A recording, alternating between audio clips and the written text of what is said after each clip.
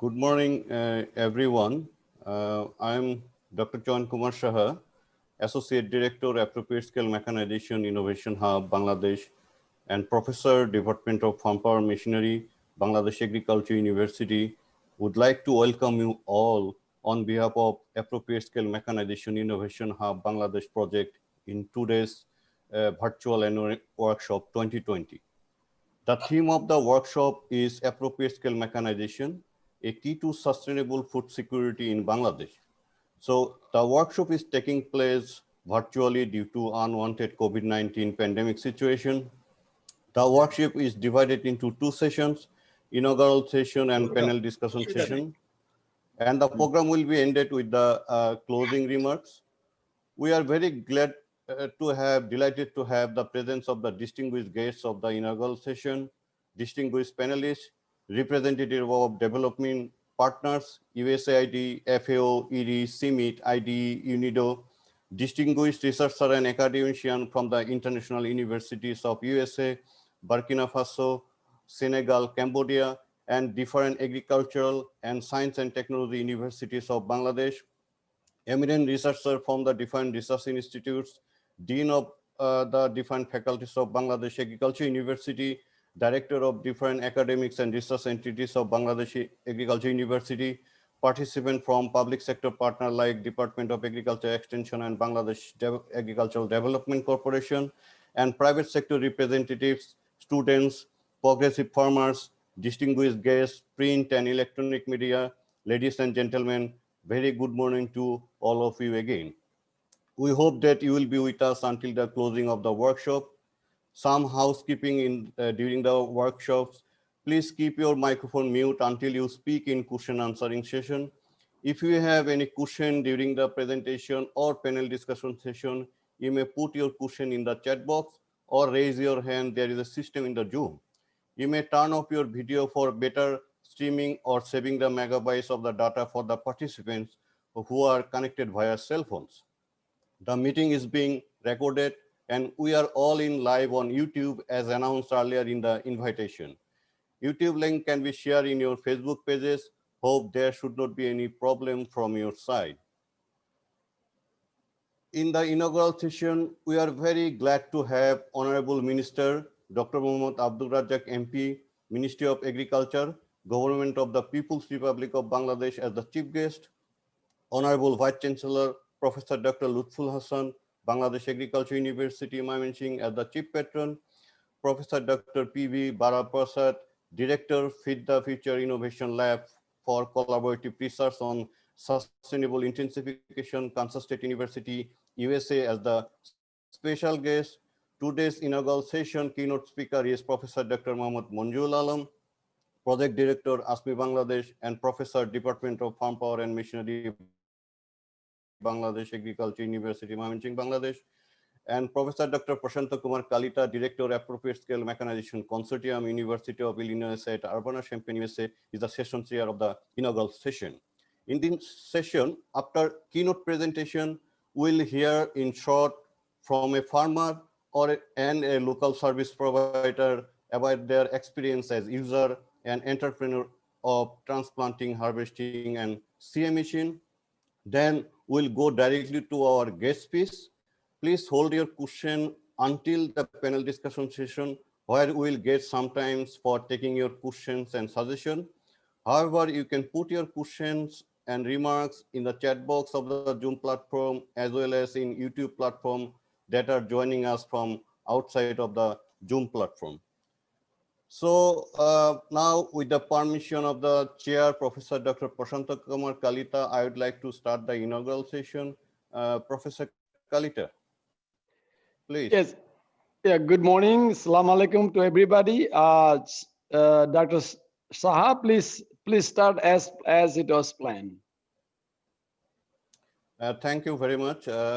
So at the very first, we will have the keynote presentation.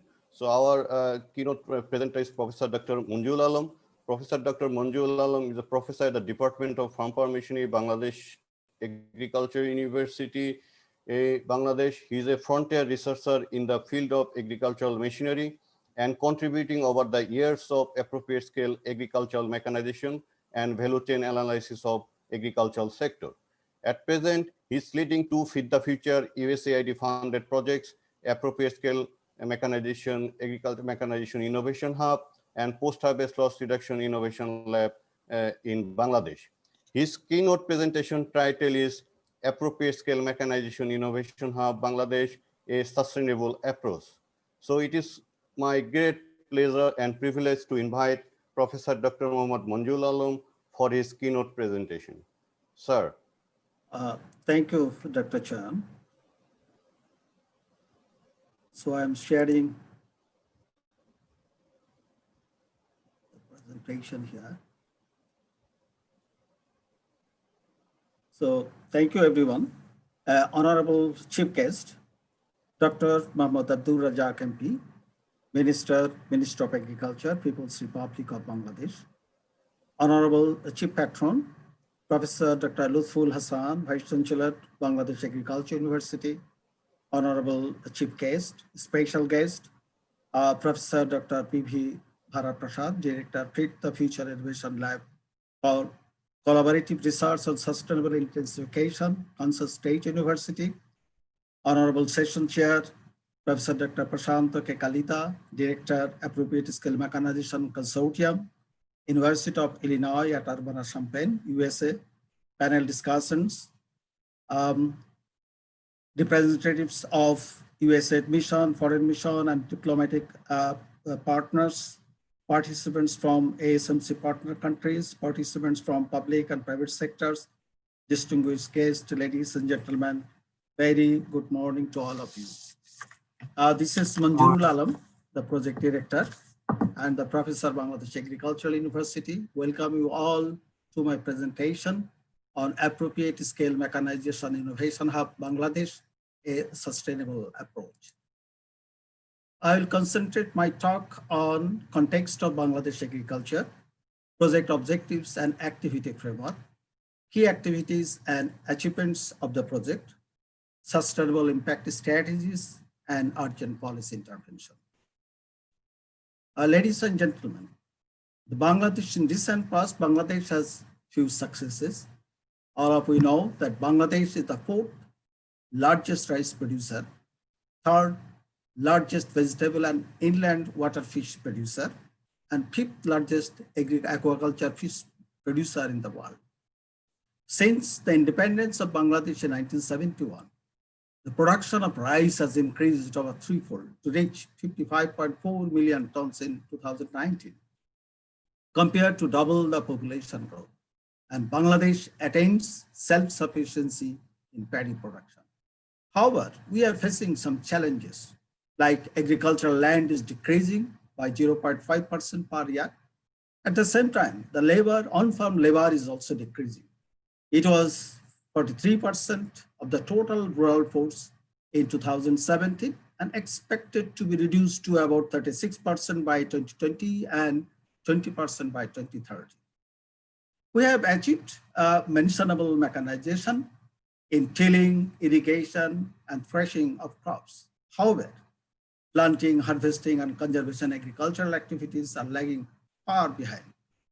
Even the harvesting and processing loss of paddy at farm level that we have estimated from our program is about 14%, of which harvesting loss is about 6%.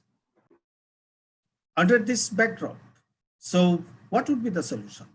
And we think the appropriate scale mechanization of field crops would have been one of the potential solutions of these challenges.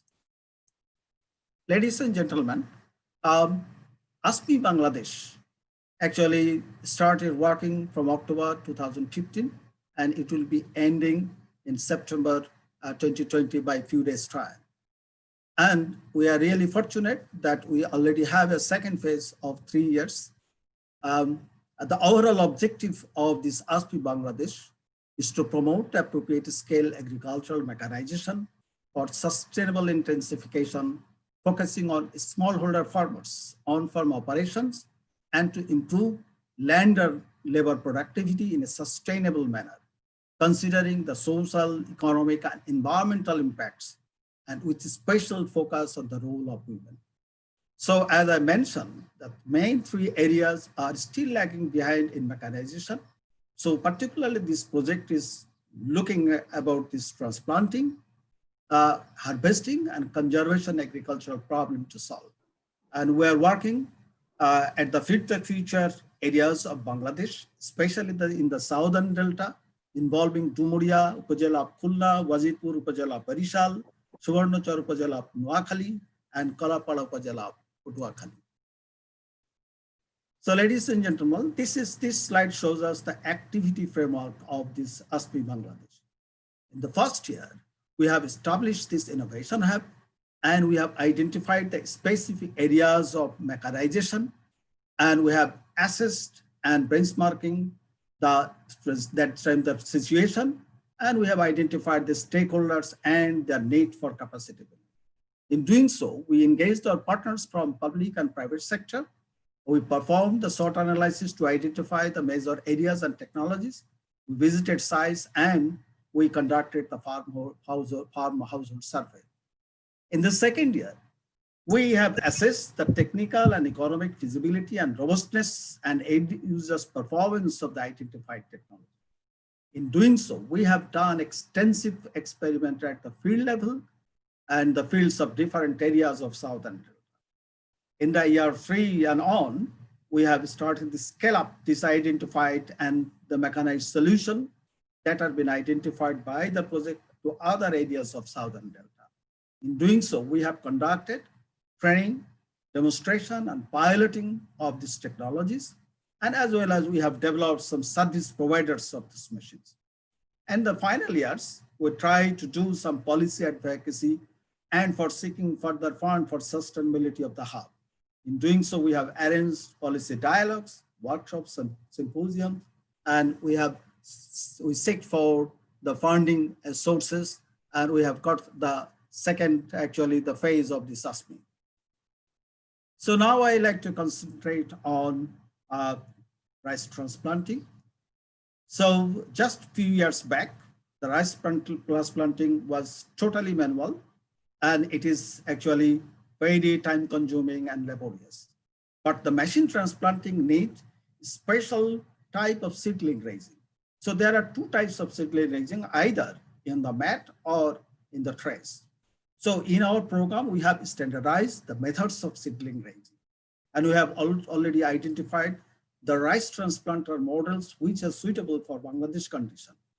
We have developed the service provider for the machines, and we have already developed the women entrepreneurs in seedling raising businesses. In the box, you have seen the performance of this rice transplanter. The capacity of the rice transplanter is 0.17 hectare per hour, field efficiency is 72%. And this machine saves about 30% of that cost when it is seedling is raising on trays, and 48% cost when the seedling is raised in polythene mat or conventional transplanting. The market price is about $4,700 US, and the payback period is about 2 years. So we have developed some actually GIS mapping of the intervention areas. So it is one of the example of the village Boradia of Dumuria of Khulna. So as you see, we have actually done the GIS mapping for Boro season as well as in almond season. And we have differentiated the whole area into settlement, water body, low cropland and fish farm, and the suitable cropland. What we have seen in the Boro season, all the lowland and the fish farms turned into the rice field. And we have around 54.15% of the total land suitable for machine transplanting. And for this, there is a need of 20 rice transplanter that we have already mentioned. But in the almond season, as we see, the lowland turns into the fish farm. So the actually suitable area decreases, and there is a need of 14 numbers of transplanters. So by this, actually the mapping, we can have a clear picture of this, the land profile, as well as how many numbers of machines are required. And even the policymaker can have decisions how to ensure the services, machine services to the farmers most efficient. Now I like to move on these rice harvesting machines. As you know, mostly the in Bangladesh, the harvesting was traditional, and the traditional manual harvesting is labor intensive and costly, and there is a high loss, harvesting loss, and it is time consuming.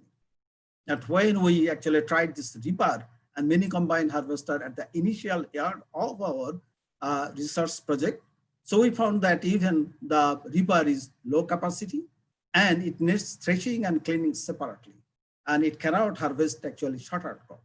Similarly, for mini combined harvester, the capacity is also low and the power is low and it is less robust. And we have found that after 1 year, there is a huge repair and maintenance cost is there, and the power cannot match with the demand and it cannot harvest the shorter. So the best solution is the small to medium sized combined harvester. So it can actually harvest 100% shuttered paddy, and it can also operate in the wetland as well as in standing water of 15 to 20 centimeter. Particularly, it saves time, labor, and cost and harvesting loss. It can also detect the clogging by its sensors, and it is easy to operate and adjustment and maintenance. So these boxes are given the actually the performance. As you see, the capacity of this reaper is around 0.22 hectare per hour, field capacity, field efficiency 58%, and it saves cost 36% over manual harvesting. And price is about 2,118 US dollar, and the actually payback period is less than an hour. In case of mini combined, the capacity is lower, it is 0.1 hectare per hour, and the field efficiency is about 55%, and it saves around 51% cost over manual harvesting. But the price is comparatively high, it is 8,529 US dollar, and the payback period is about 2 years.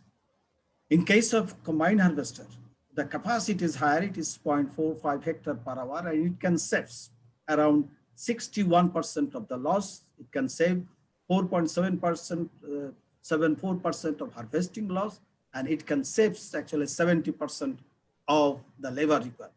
The market price is actually high. It is 33,333 US dollar, and payback period is about 3 years. So in Bangladesh Agriculture University, we are trying to develop the locally manufactured reaper. So we have designed it, and now we are working with the Mahabub Engineering Workshop of Jamalpur to produce in 2 prototype in diesel engine operated and battery operated. So in last season, we have tried it, and we are continuously working on that, and hopefully in future, we'll have a good design and locally fabricated reapers for Bangladesh. So we have again actually do this mapping, and we have found that to cover this whole area of this Kulbaria village of Dumuria Khulla. So the number of reapers required is around 13, but when it will be harvesting only by the mini combined harvester, that requires 27 number, but when it is harvesting by combined harvester, it will require 7 numbers of combined harvester. Now we like to just present you some conservation agriculture seed planter that we have tried to adopt it in the field. This particular power tiller operated seeder can do the zero-till planting, strip-till planting, and reduced-till planting. And the same machine can actually in a single and simultaneously the tilling, seeding, and covering of seeds. And it is suitable for multi-crop seeding, wheat, maize, oilseed, and pulses. So these are the performance actually of this zero-till planter. The capacity is 1 hectare per hour, field efficiency 70%, and its save cost around 65% of our conventional planting. And the market price is about 470 US dollar. So in strip-till planting, the capacity of is around 0.12 hectare per hour. Field efficiency was found 74%. It saves 50% of the cost over manual planting, and the price is about USD 553. And the bed planter, the capacity is same 0.12 hectare per hour. Field efficiency 70%. It saves around 53% of cost, and the market price is about 470 US dollar. So in our program, we have developed some capacity building materials like the training manuals, the business modules, the leaflets, and and the gender-based technology profiles on transplanting, harvesting, and conservation agriculture seed planter. We have developed some video on transplanting, harvesting, and the plants seed planter. And these are actually the video links. And in your invitation, we have already given the video links. You can have a look on that. In this particular project, we have published so far the 12 international journal papers, national and international journal papers, for MS thesis, 23 conference and abstract paper, and 22 presentation and 3 blog on media. And we have involved 10 students, of them 3 are PhD and 7 are MS. Already the 4 MS has been completed and others are ongoing. We have conducted training and demonstration with the farmers, operators, and the local service providers at the field. And we have, it was 118 in number, involving more than 2,000 male and around 500 female. We have actually arranged 3 machinery fair in 3 locations, and we have arranged 3 symposiums in the previous years. So these are the actually printed copies of these training and business modules and technology profiles. Even in the COVID pandemic session, we tried to cope up with the situation. So we went virtually. So we have arranged a training on Rural Invest Toolkit with the support of FAO Bangladesh, and involving this, the faculties and MS students of agricultural engineering. The Rural Invest Toolkit is actually, it analyzes the business plan and small investment like our entrepreneurs are doing at the field. So it is a very good tool to know, and we have already introduced this tool in our programs. We have arranged during this COVID session 3 hands-on training for the operator and mechanics in the Khulna, Patuakhali, and Borishal. Our mechanics at the field, they directly involved with this, and we actually engaged with them virtually. So during this pandemic situation, we helped the farmers in harvesting, especially in the May. So we actually used our project machine in our project areas to help the farmers in harvesting. So far, what the knowledge we have, the scientific knowledge we have gained, we have incorporated into the course and curricula of agricultural engineering course and curricula, and we have done several meetings virtually. So we have engaged our collaborators, especially the partners from the research, public sector, and private sector. From research, Bangladesh Agricultural Research Institute, BRI, is implementing the conservation agricultural research of this project as a core partner.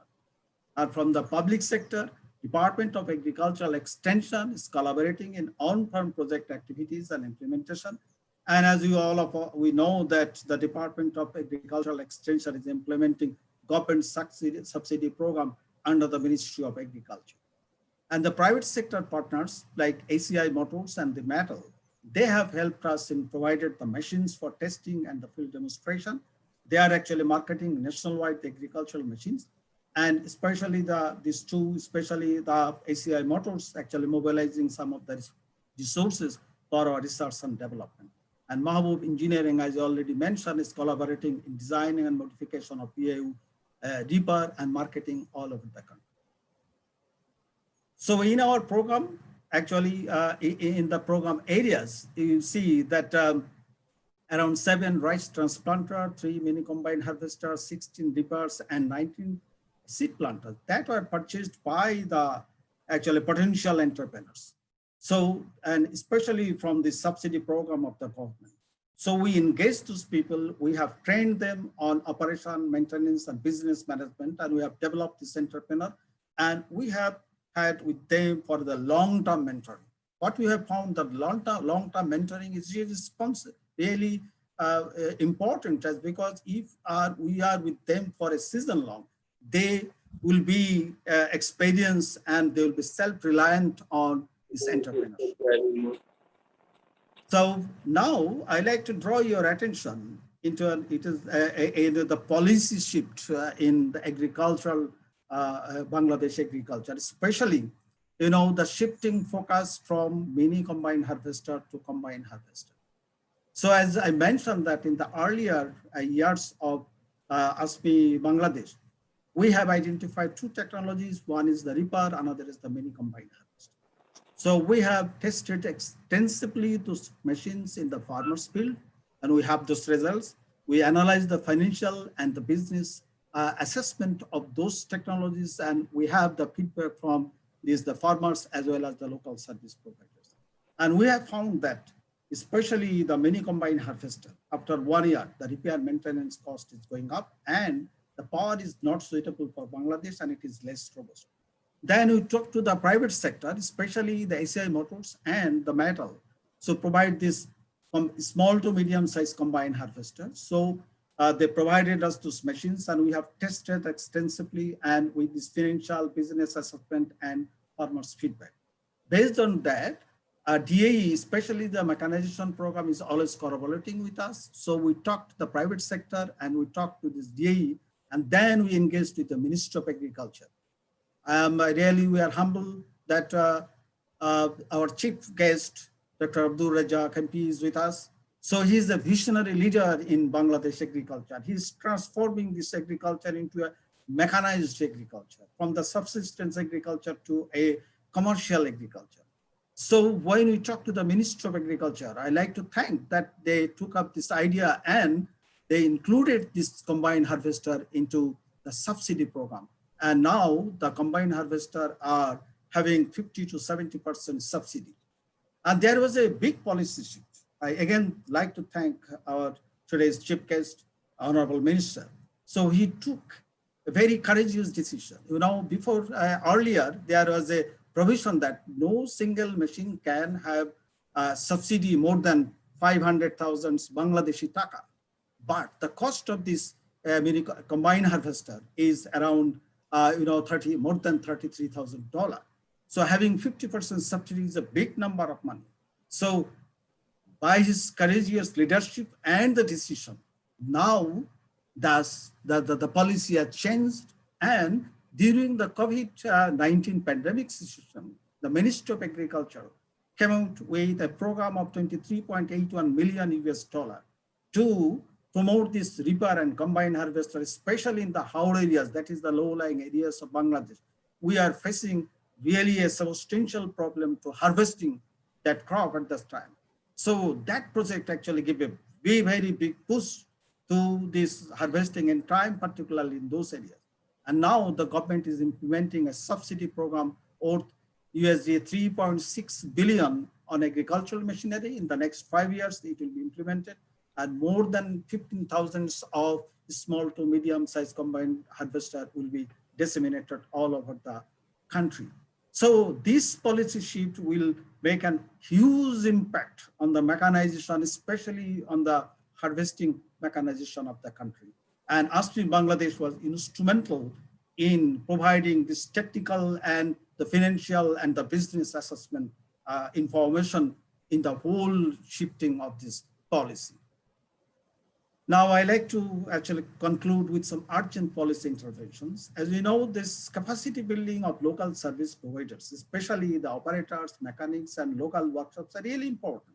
The public and private sector programs are taken care of, but we need to continue this capacity building, and especially on operation maintenance and business management. So as I already mentioned, a season-long mentoring of local service providers are really useful, and we have experienced that. So in future activities, we are always taking a long-term, at least a season-long mentoring of this local service providers. And to do that, we need to introduce and strengthen the agricultural mechanization diploma and courses into the Polytechnic Institute, technical school and colleges, and technical training centers.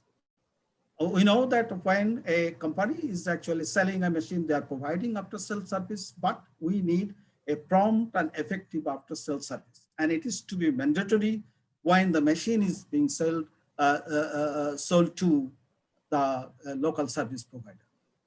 And as I mentioned, there's nationwide GPS mapping to identify crop areas and the machine intervention and actually the service mobilization for the strategy.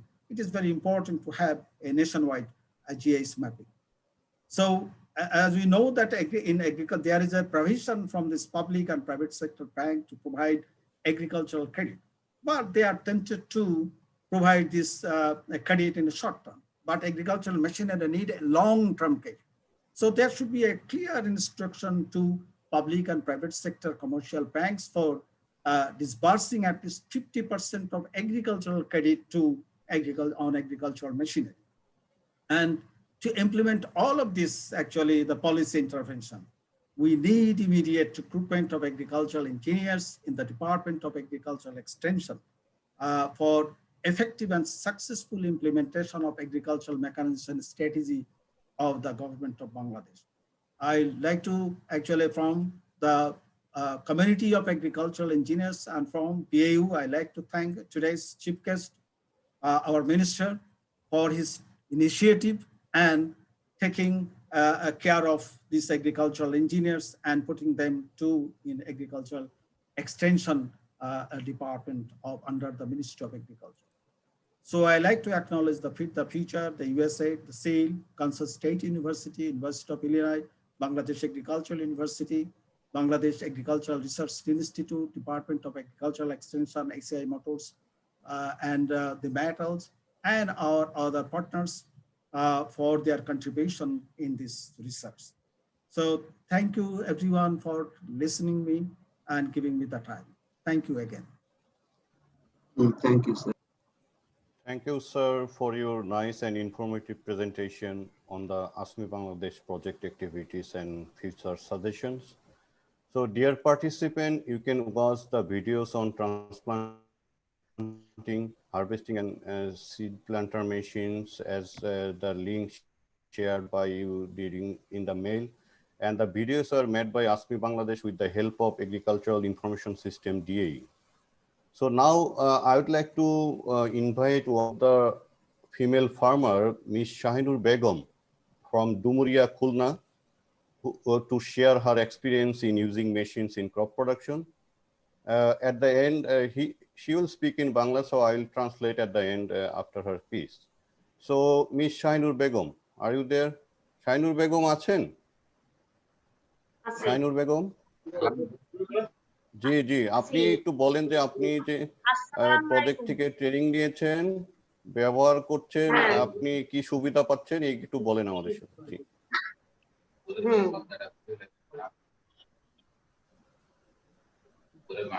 জি বলেন বরাতিয়া ডুমুরিয়া কৃষক পক্ষ থেকে আমি শাহিনুর বেগম আসসালামু আলাইকুম জি বলেন বলেন এই স্যারেরা আসার আগে আমরা এই যন্ত্রের মাধ্যমে আমরা কিছুই জানতাম না স্যারেরা আসার পরে আমাকে অনেক ট্রেনিং দিয়েছে অনেক কিছু শিখাইছে শেখানোর পরে এখন আমরা আছে বিনা চাষে ধান পাট করা হয় এখন আমরা চারা তৈরি করি যেমন ম্যাঠে এবং টেরেতে এই বছর আছে আমার হাজবেন্ড আর আমরা দুইজনে মিলে যেমন চারা তৈরি করেছি এবং 5 বিঘা জমিতে ধান লাগাইছি আমন ধান এই আছে ধান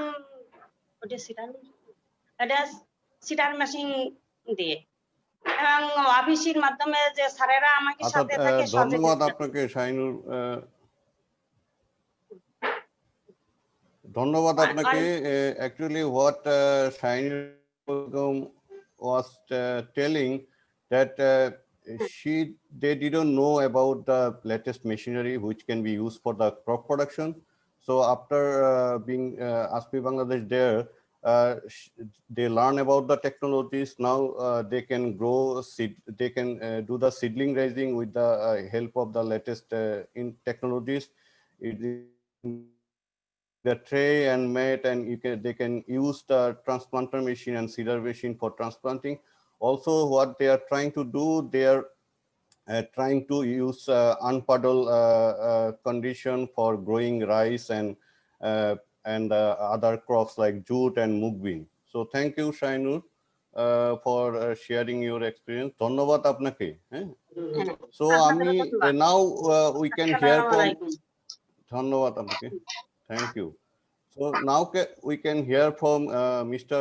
Martin Boiragi from Kolapara, Potukhali, who is a farmer as well as entrepreneur, to share his experience. Martin Boiragi, are you there? Martin Boiragi achen? Martin Boiragi? জি, আপনার মাইক্রোফোনটা আনমিউট করতে হবে। সুরজিৎ, আনমিউট করে দাও।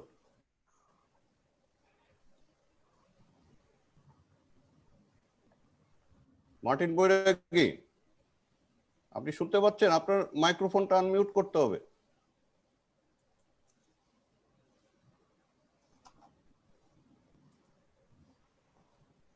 আপনাকে শোনা যাচ্ছে না।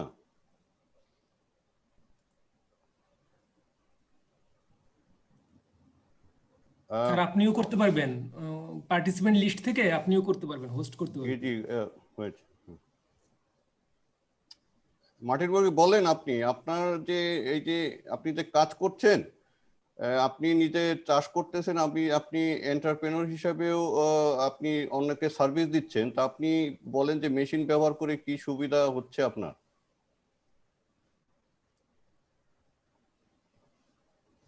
আপনার কথা শোনা যাচ্ছে না। আপনার ওই ইটা বাদ দিয়ে দেন, আপনার হেডফোনটা বাদ দিয়ে কথা বলেন। স্যার তাহলে শুনবো কি করে? হ্যাঁ, এখন শোনা যাচ্ছে, বলেন। এখন শোনা যায় স্যার? হ্যাঁ হ্যাঁ, বলেন বলেন। স্যার শোনা যায়? হ্যাঁ শোনা যায়, বলেন। হ্যালো, আচ্ছা স্যার, আজকের উপস্থিত প্রধান অতিথি আমাদের মাননীয় কৃষিমন্ত্রী এবং আপনার শিক্ষক মন্ডলী যারা আছেন, সবাইকে আমার কৃষি সমিতির পক্ষ থেকে ধন্যবাদ। স্যার, আমি আমার উপজেলা কৃষি কর্মকর্তা মান্নান সাহেব এবং উপসহকারী কৃষি কর্মকর্তা সেই শাওন সাহেবের মাধ্যমে যে দুটি মেশিন সংগ্রহ করেছি, সরকার যে ভর্তুকি দিয়েছে তার মাধ্যমে সেই রিপার এবং অন্যটি হলো সেই রোপণের মেশিন স্যার, রাইস ট্রান্সপ্লান্টার। আর সেই রাইস ট্রান্সপ্লান্টার দিয়ে আমি স্যার প্রায় 10 একরের মতো জমি চাষ করেছি এবং সেটি দেখার মতো হয়েছে। যদিও আমার দক্ষিণ অঞ্চলের মানুষ এ নিয়ে যথেষ্ট উপহাস করেছে যে ছোট ছোট চারা রোপণ করতে হয়, এবং কিন্তু এখন সেটি দেখার মতো। আর এই বিষয় সম্পর্কে আমার ময়মনসিংহ বিশ্ববিদ্যালয়ের শিক্ষকেরা আমাদেরকে বেশ কয়েকবার ট্রেনিং দিয়েছে এবং সেই ট্রেনিং যেটি আমি কাজে লাগিয়ে এই 10 একর জমি চাষ করতে আমি সক্ষম হয়েছি। আর করতে কিছুটা সমস্যা হয় স্যার, যেহেতু অতিরিক্ত বৃষ্টি এই এমন মৌসুমে, তবুও আমি সেটি করতে সক্ষম হয়েছি। কিন্তু স্যার একটি বিষয় হলো, আমরা রিপার ব্যবহার করে থাকি, কিন্তু রিপার দিয়ে যথেষ্ট পরিমাণ ধান কাটা আমাদের জন্য কঠিন সাধ্য হয়। আমার বিনীত অনুরোধ আমাদের আজকের প্রধান অতিথির কাছে, মাননীয় কৃষি মন্ত্রীর কাছে, যাতে করে আমরা সেই বড় মেশিন যেটা কম্বাইন্ড হারভেস্টার ব্যাংক ঋণের মাধ্যমে এবং সহজ কিস্তিতে আমরা পেতে পারি, এবং সরকার যে কথাগুলি বলেছে যে 2030 সাল নাগাদ যেন শস্য দ্বিগুণ করা সম্ভব হয়, আমরা সেই কাজটির সাথে সম্পৃক্ত হতে পারি এবং দ্রুত কাজ করতে পারি। আমার আরো বিনীত অনুরোধ রয়েছে, যেহেতু আমরা অত্যন্ত কৃতজ্ঞ কৃষি বিশ্ববিদ্যালয়ের কাছে, তারা আমাদেরকে ট্রেনিং দিয়ে কাজ করার জন্য উপযোগী করে তুলেছে, এবং তারা যেন আরো ট্রেনিং এর ব্যবস্থা করে এবং এই মেশিনগুলি যেন আরো সুচারুরূপে আমরা ব্যবহার করতে পারি, তো কাজ করতে সক্ষম হব। ধন্যবাদ স্যার আপনাকে। আচ্ছা, ধন্যবাদ আপনাকে আপনার অভিজ্ঞতা শেয়ার করার জন্য। So what Martin Boiragi was saying that actually he received training from ASMIH-Bangladesh project, and also he purchased 2 machines from that government subsidy program. The one is transplanter, one is reaper machine, and she actually he actually transplanted in 10 acres of land, and also as well as harvested 10 acres of land paddy. And what he was requesting that if they could get the combine harvester, bigger machine, so they can do the harvesting operation efficiently. So he is feeling that that combine harvester would be better than the reaper for their community. And he actually put the earnest request to our honorable minister for that case. So thank you, Martin Boiragi, for sharing your experience. We are very happy that you are getting benefit from using the machine. So thank you very much. So now at this point, I would like to invite our special guest of the inaugural session, Professor Dr. P.V. Vara Prasad, who is a University Distinguished Professor of Crop Ecophysiology at the Kansas State University, USA, and serve as the Program Director of the Feed the Future Innovation Lab for Collaborative Research on Sustainable Intensification. He has extensive international experience in both Africa and Asia, and has had significant involvement with several USAID projects in this region. So Dr. Prasad provides leadership to SIIL and oversees all the research and capacity building, knowledge sharing, and community activities of the program. So now I'd like to Professor Dr. P.V. Vara Prasad to deliver his speech. Professor Prasad. Hello, can you hear me? Yes, we can hear. Thank you. Assalamu alaikum and namaskar. Good morning and greetings to respected and honorable chief guest of today's program, Dr. Muhammad Abdur Razzaque, Minister of Agriculture, Government of Bangladesh. Respected Professor Lutful Hassan, Vice Chancellor of Bangladesh Agricultural University, Dr. Nazrul Islam, Director General of Bangladesh Agricultural Research Institute, Professor Prasanta Kalita, Chair of this program and Director of Appropriate Scale Mechanization Consortium from University of Illinois at Urbana-Champaign, Professor Manjurul Alam, Project Director and Mechanization Innovation Hub in Bangladesh from Bangladesh Agricultural University, distinguished guests, ladies and gentlemen. Thank you very much for giving me this opportunity today to speak a little bit about the Feed the Future Sustainable Intensification Innovation Lab, more especially about our research, education, and outreach programs and activities in Bangladesh. First, I wanted to thank the government of Bangladesh, various agricultural universities in Bangladesh, and Bangladesh Agricultural Research Council and its multiple research centers, and the Department of Agricultural Extension for giving us the opportunity to work in Bangladesh. Thanks are also due to the United States Agency for International Development, USAID, and particularly the Bangladesh Mission for allowing us to work in Bangladesh through strong partnerships with the host country, national and international organizations. The Sustainable Intensification Innovation Lab is funded by the Feed the Future program, which is led by USAID. Feed the Future program is the United States government's global hunger and food security initiative, which works closely with the host country governments to address food insecurity and malnutrition in the most vulnerable populations. This year, 2020, started with an unprecedented challenge for the globe, with the incidence of rapid spread of coronavirus. This human health global pandemic infected 31 million people and has caused 970,000 deaths around the world. Bangladesh currently has about 350,000 infections and about 5,000 deaths.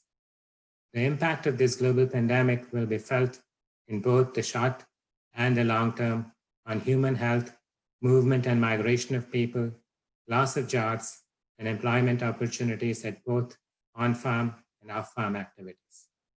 This pandemic is going to have impact on agricultural and food industry and associated markets. One of the short-term impacts of COVID-19 was the shortage of labor for agricultural operations, transportations of harvested produce, and movement of agricultural inputs and supply chains. Some governments declared the agricultural sector as essential, which helped to minimize the potential negative impacts of COVID-19. However, changes in the demand, supply, and prices will impact the farmers' income at local and regional levels, particularly those regions and farms that are dependent on agricultural export markets and processing industry will have larger impacts. This pandemic came at the time when the world was already suffering from several challenges, including food insecurity, malnutrition, climate crisis, and energy crisis. It is sad and unacceptable that currently about 850 million people around the world go to bed hungry every night. And about 2 billion people around the world are malnourished, many of them being women and children.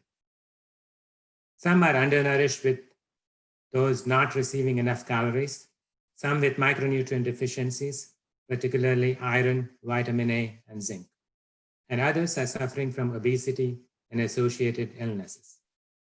As Dr. Norman Borlaug, the Nobel Peace Prize winner and father of the Green Revolution, said, "Food is a moral right to all who are born into this world." Let us take that statement to heart and collectively work towards free and make this world free from poverty, hunger, and malnutrition. The Sustainable Development Goals, or SDGs, provide a common platform for governments and states to come together to address global food and nutrition security. The first two SDGs of reducing poverty and zero hunger are directly relevant to agriculture, and agriculture can have positive impacts on several other SDGs. The grand challenge of our generation of scholars is to provide abundant, safe, and nutritious food to all people at all times. This is not a new challenge for us. In the past, we have doubled our food production in vulnerable areas in the Indian subcontinent. Bangladesh has tripled its food production when you compare today from what it was in 1972. We did it by bringing more land into agriculture, increasing yields by enhancing the use of inputs, irrigation, fertilizers, and pesticides, and producing more crops per year, that is, increasing cropping intensity. However, this time, we will have to increase yields from existing farmland while protecting our environment, because we don't have more land to bring into agriculture. This concept is known as sustainable intensification. These concepts take a holistic, multidisciplinary, and systems approach towards agri-food systems. It emphasizes both biophysical and social innovations. Agricultural scientists are the drivers of innovation in food provisioning and ecosystem services. We have the opportunity to take the lead and make a difference. The Sustainable Intensification Innovation Lab is one of the 21 different innovation labs which are currently operational in the United States.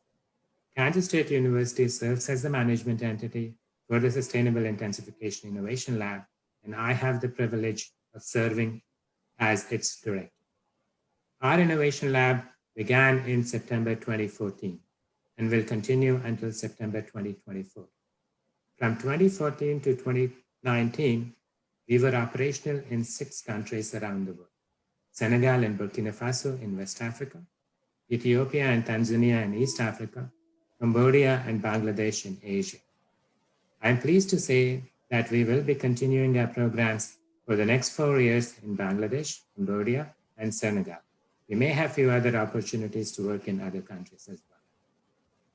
We have a large portfolio of research, education, and outreach.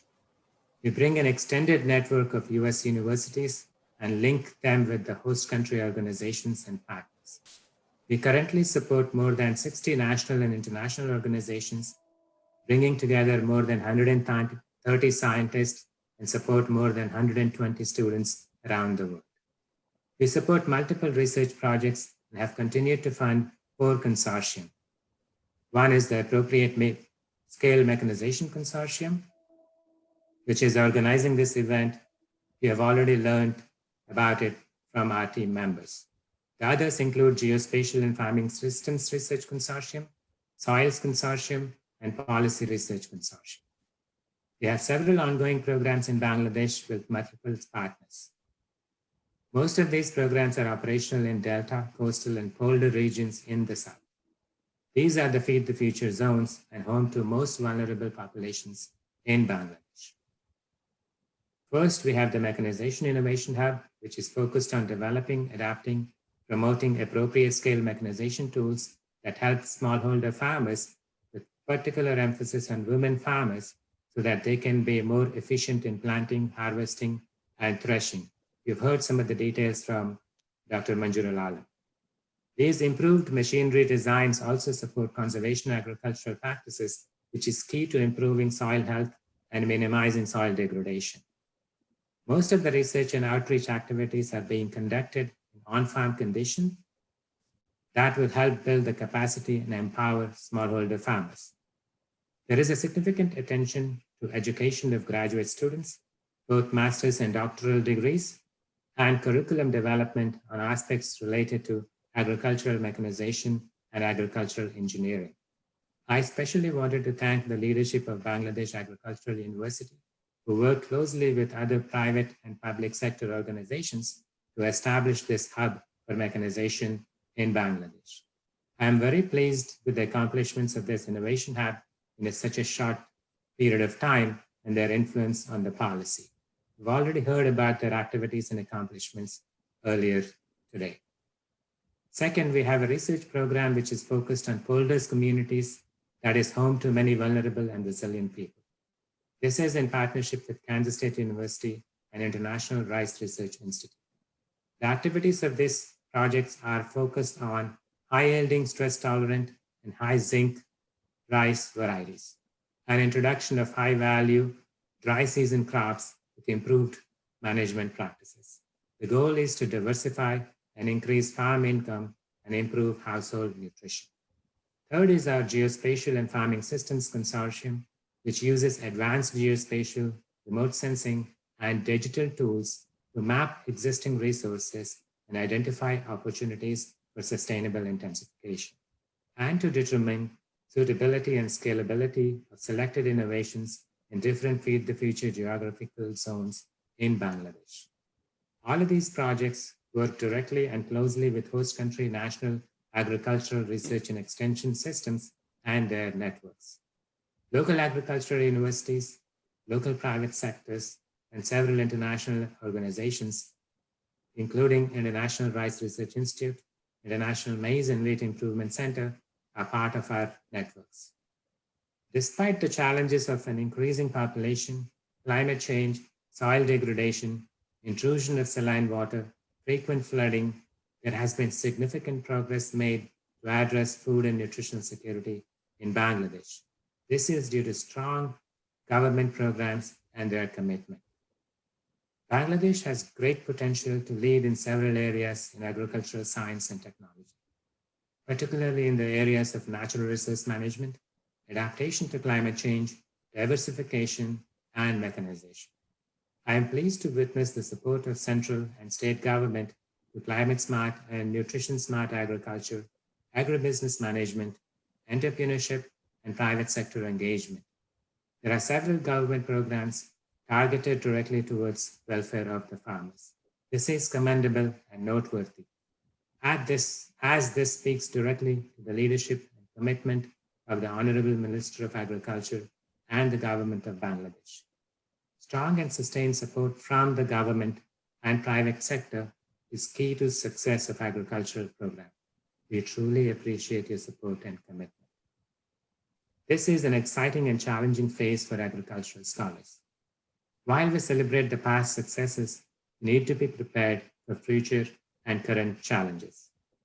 We have the grand challenge of providing access to safe and nutritious food in sufficient quantities to meet the demands of our growing population. We must do this by developing innovations that are environmentally sustainable, economically viable, socially acceptable, and leaves no one behind.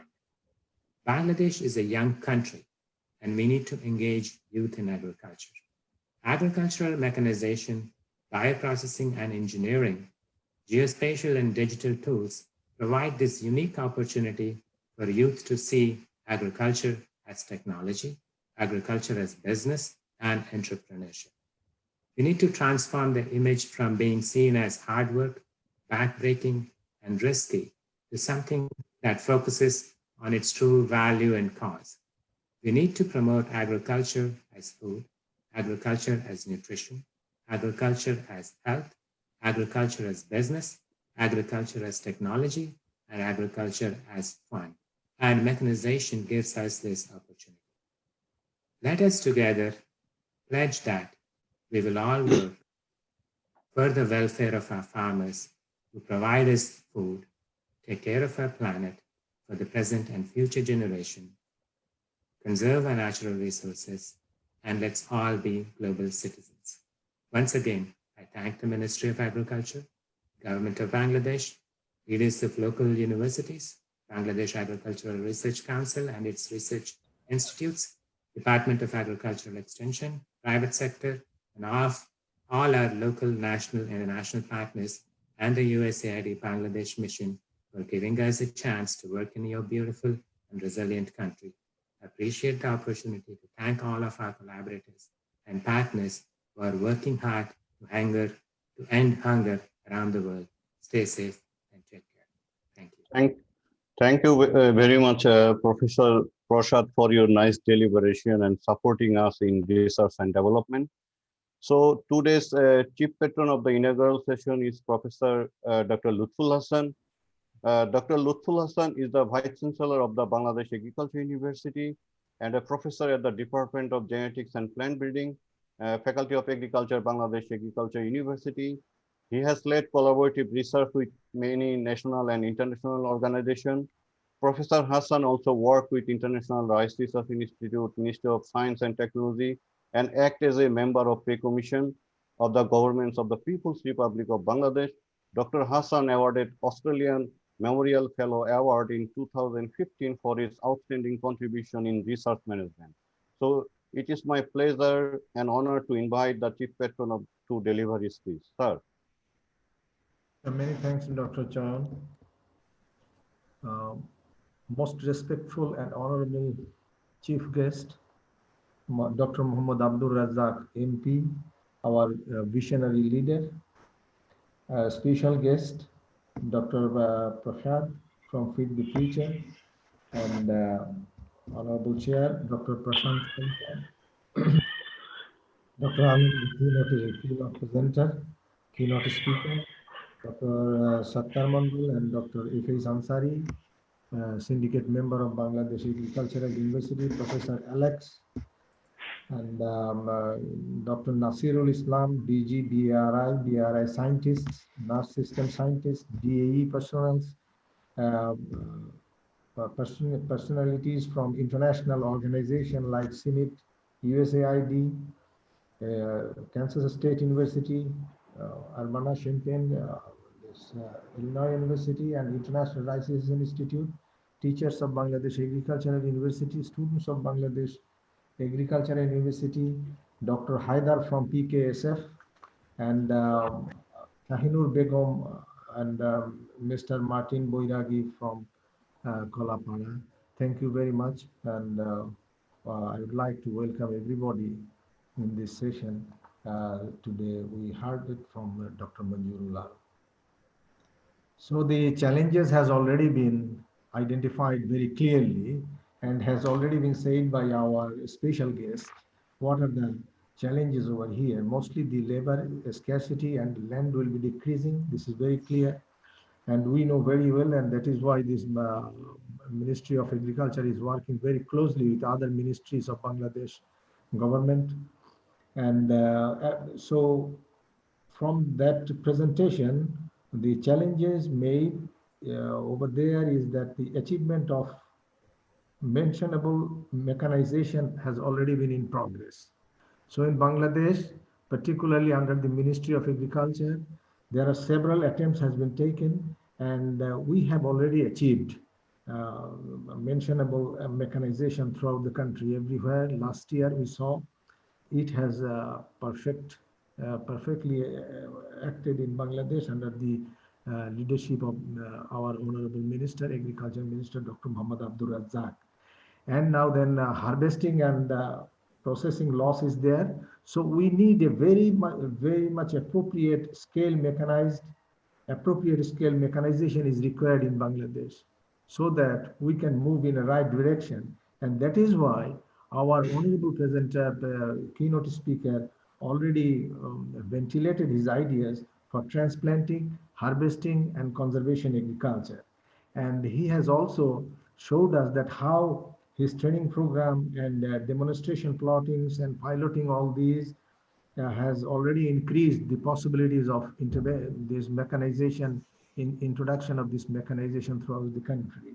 This is and a small to medium sized combined harvester and a reaper, they are playing a very good role. Along with the private sector, we are working very nicely with ACI and the metal industries. So we already saw, that is our pleasure to tell you that under the leadership of this project, under the leadership of Dr. Manjurul Alam, we already prepared the reaper machine here, and which is now already in the field, and they already developed training modules, business modules, some of the videos, and then the seed planter, all these things.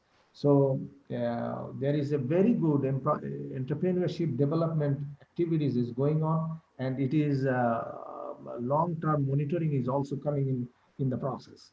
So our honorable chief guest will speak in this occasion, because two of our farmers spoke in this occasion, and they already stated their gratefulness to this project and to the Bangladesh government, and they put forward one or two important things, that is the processing of loan should be easier. It is already easier, but I would also like to request our honorable chief guest to look into the matter, so that the people or the farmers can get it very easily.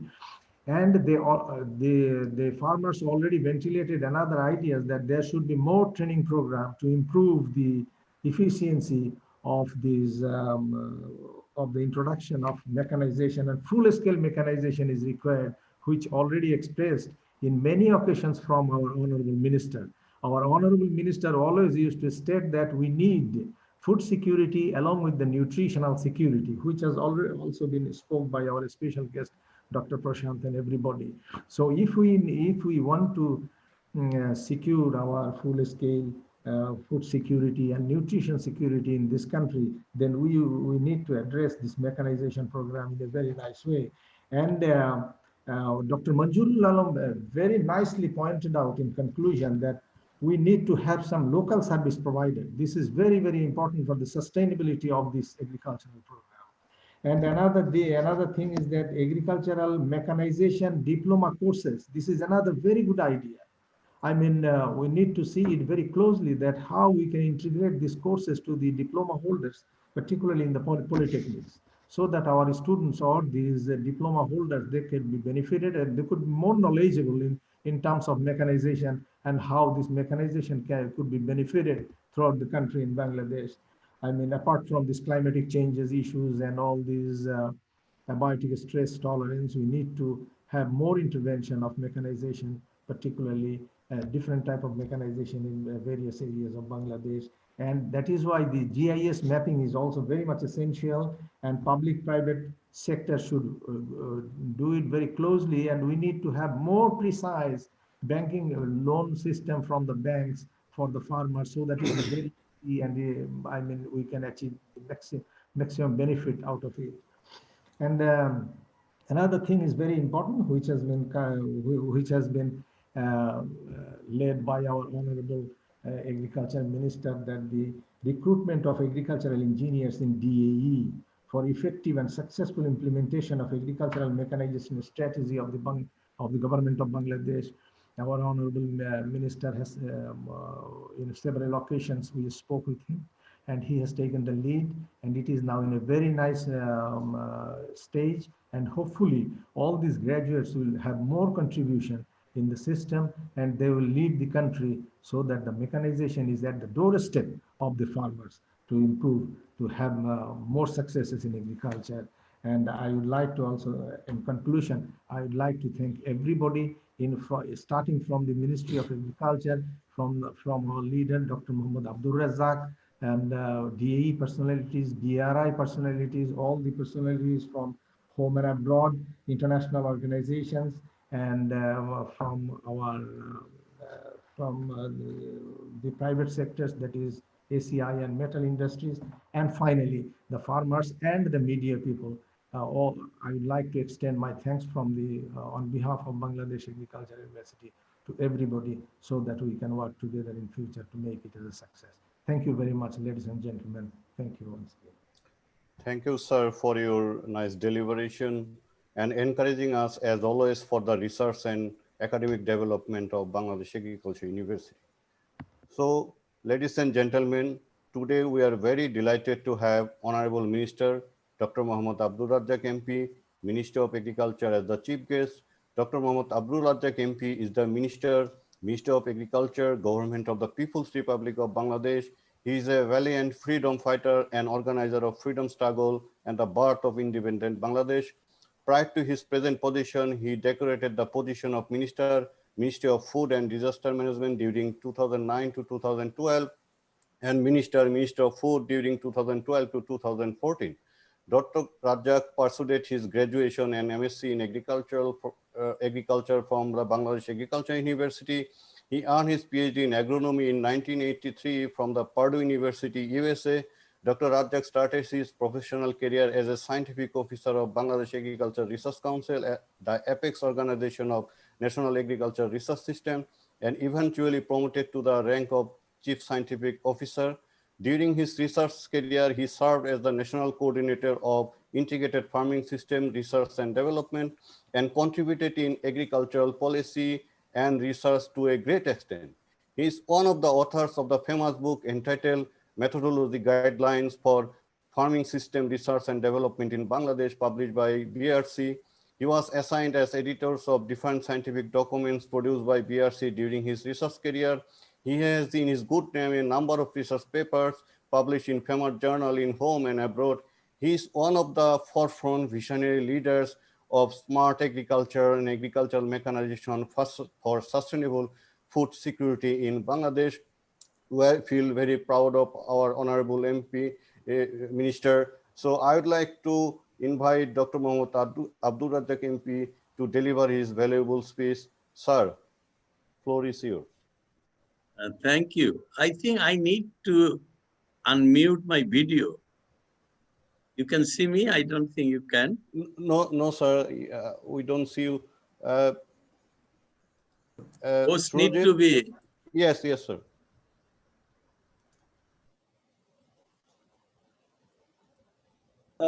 হইছে পরে ইয়েকে দেখিয়ে দেয় ইয়েকে দেখিয়ে নেয় কিন্তু আমার ইয়েটা তখন ছবি দেখে গেল এখন আবার ইয়ে হচ্ছে স্যার একটু ওইখান থেকে স্যার একটু ইয়া করতে ভিডিওটা স্টার্ট করতে বলছি স্যার ইয়েটা আসছে না video now okay yes I think we got it. এই যে স্টার্ট ভিডিও দিচ্ছে না বলে this cannot start your video because the host disable প্রথমে ছিল আর Anyway, it's okay. Good morning to everybody. যে মিটিংটা চালু করছে হ্যাঁ Good. Sir, we can hear you, sir. Okay.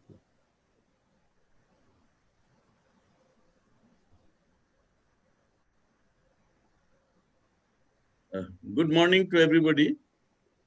Chief Patron, Professor Dr. Luthor Hassan, Honorable Vice Chancellor of Bangladesh Agricultural University.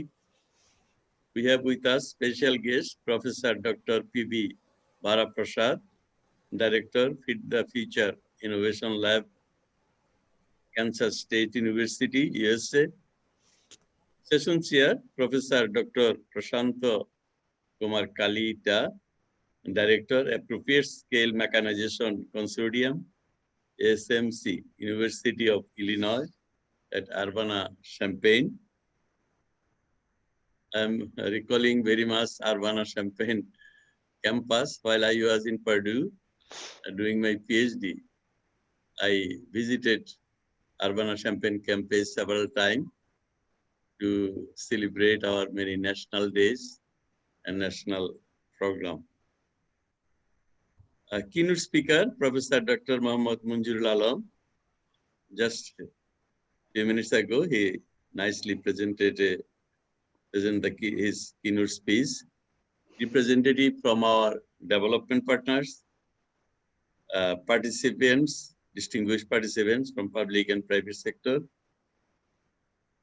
ladies and gentlemen.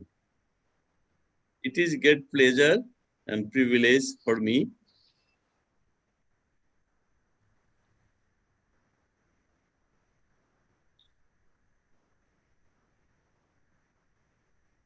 to be present in this important workshop entitled Appropriate Scale of Mechanization, a Key to Sustainable Food Security in Bangladesh, organized by the Appropriate Scale Mechanization Innovation Hub, ASMIH-Bangladesh. I would like to thank the organizer for inviting me as a chief guest to attend this August forum. I really feel delighted and honored. The theme of the workshop is timely and demand-driven for Bangladesh. This virtual workshop amid COVID-19 pandemic provided us a useful platform to exchange information, ideas, lessons learned through this ASMIH-Bangladesh project. I strongly believe that sharing of research results of this project among policymakers, researchers, extension workers, private entrepreneurs, farmers will add value to adapting sustainable, appropriate farm machineries and technologies in our country. Ladies and gentlemen, I am glad to note that the Feed the Future program of USAID USA has been funding this project. I understand Professor Alam and his team of Department of Farm Power and Machinery of BAU have implementing such an innovative and important project. Bangladesh is predominantly an agricultural country, and about 40.6% of our rural workforce engaged in agriculture, which contributes about 14% to the GDP of the country. Unfortunately, Bangladesh has been historically chronic food deficit country. We had to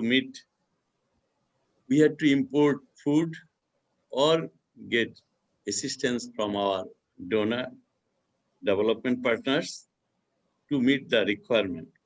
We know Bangladesh is extremely vulnerable to natural disasters like recurrent flood, cyclone, storm, drought, and other natural disasters. With global warming and sea level rise, it is being apprehended that frequency and intensity of disaster will increase. Farm production, therefore, will face more challenges of stresses like drought, salinity, submergence, high temperature, etc. I like to mention here that with climate change or without climate change, already we are facing all these challenges of stresses, natural stresses. And we have been, our scientists, our researchers, they have been working on it to address those. But I know with the rise of global warming, challenges will be more difficult and more, we'll have to face all those difficulties in futures. All successive governments since 1947, when East Pakistan, now Bangladesh, got independence from British colonial rulers, had goal to become self-sufficient in food. However, it remained elusive until 2001. In 96, visionary leader of Sheikh Hasina of present ruling party, Awami League, formed government. And in 5 years' time, that in its first tenure, achieved self-sufficiency or close to self-sufficiency in almost staple food, that's food grain rice. However, in the next successive government could not sustain the production, resulting in, again, food deficit due to lack of needed program and strategy for agricultural development. Present ruling party, Awami League, under the dynamic leadership of Sheikh Hasina, assumed responsibility to govern the country with overwhelming support from the people in January 2009. We pledged to the nation, as envisaged in our vision document 2021 and our election manifesto, that we will attain self-sufficiency in food grain by 2015 and achieving all MDG goals and bring down poverty to half, latest by 2017. I am happy to note that we attained self-sufficiency in food grain and most of the MDG goals by concluding year of MDG 2015. Base year of MDG, as we know, was 1990.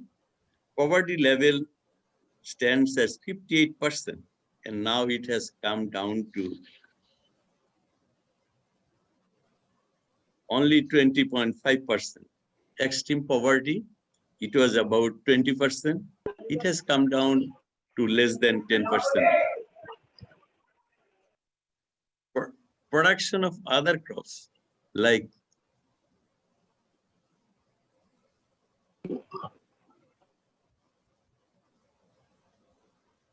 vegetable, fruits, pulses, potato, maize, wheat, etc. appreciably have been increased. We also made significant progress in raising production of other subsectors of agriculture, like livestock, forestry, and fisheries, that milk, meat, eggs, poultry, fish, etc.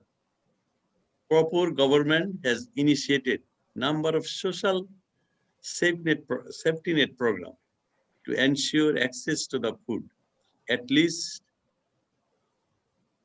food grains, rice and wheat, so that no one suffer from starvation. Present government successfully completed 2 tenures of 10 years and 1.5 years of third tenure. Agriculture has been always on the top of the agenda of the present government. Presently, we consume is not food, nutritionally balanced and lack of protein, vitamin and other minerals. In our future development program, we have included 2 objectives with a special priority are ensure nutritious and safe food. 2, modernization of agriculture through mechanization, agro-processing, and value addition, and commercialization. Today's workshop is most appropriate and timely to achieve the objective of our agricultural development goal. To modernize our agriculture, we need mechanization. It has been settled for long with traditional farming. However, gradually we are transforming it into mechanized agriculture. You know, no longer we use animal or trap power for farming, like plowing, threshing, etc. For plowing, threshing, we are using machines. But for planting, weeding, harvesting, and many other operations are manually done. From tilling to harvesting, sorting, bagging, processing, etc., should be mechanized. Under this kind of initiative, today's workshop, we have to develop strategies to evolve machines that suit to our agroclimatic condition, land topography, farming system, type of crops we grow here, size of the farm, etc. We are introducing new crops like cashew nut, dragon fruit, coffee, aloe vera, varieties of exotic flowers, etc. We have to scrutinize technologies and see if they fit to our situation or production environment. We have to develop skill to modify machineries. In case of need, we got to do reverse engineering. Our medium and long-term goal would be to manufacture agricultural implements locally. We will promote local entrepreneurs and also encourage joint venture for advanced technologies with foreign investment. I'm glad to note that meanwhile, many local entrepreneurs making spare parts of implements, and some of them are quite innovative and introducing new products.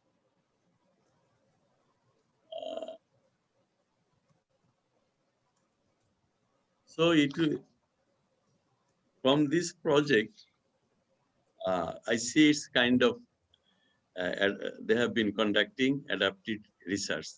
We have learned from two farmers who have been shifting to mechanization. And I think all agricultural implements gradually will be popular in Bangladesh.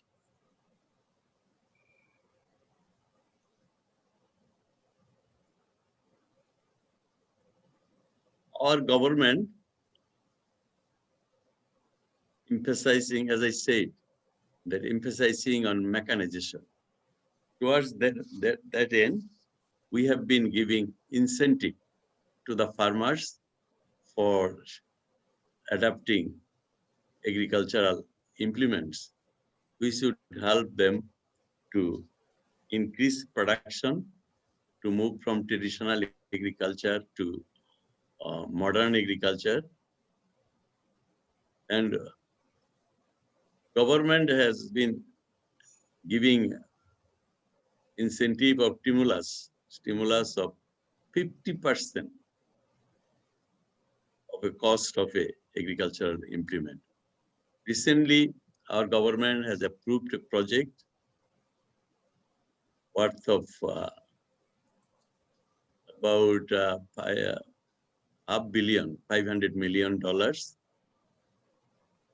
Under this project, we will be providing 50% incentive or subsidy to the farmer. Usually, we don't tell subsidy in Bangladesh.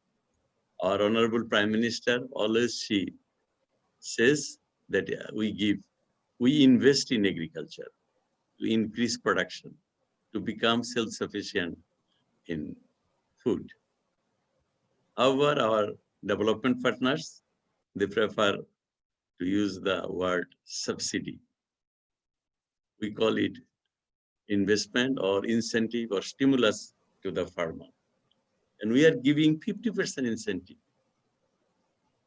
If a combine harvester costs $100,000, government will give $50,000. If it costs $60,000 or $40,000, we'll provide $20,000. But for unfavorable area, like coastal area, where they have salinity problem, and other difficult environment, they will get 70% incentive. For our area, depression area, agriculture is very vulnerable there. There are a lot of uncertainties. There they get 70% incentive. To promote mechanization, we are also providing incentive to the entrepreneurs who are setting up workshop for services, providing service to the farmers. Or some of the entrepreneurs, they are coming up to set up manufacturing industry to produce spare parts of different agricultural implement. Some of them are very innovative and they are coming up with new ideas, and they're transforming it into a new equipment. And they're modifying some of the equipment. There we need support of researchers. We need skilled, talented, and dedicated group of researchers in research institute and also in the university. And there we need a coordination. And there our responsibility, the responsibility of the ministry lies, the responsibility of the policymaker to bring together scientists, workers, those who will be working out in the field, being beside farmers, along with farmers.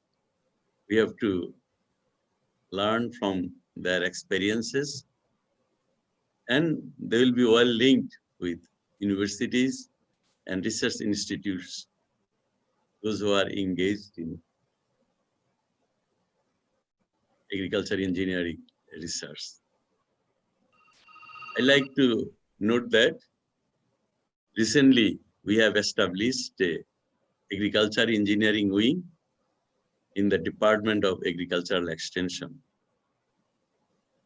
We will be having agriculture engineer at out in the field level.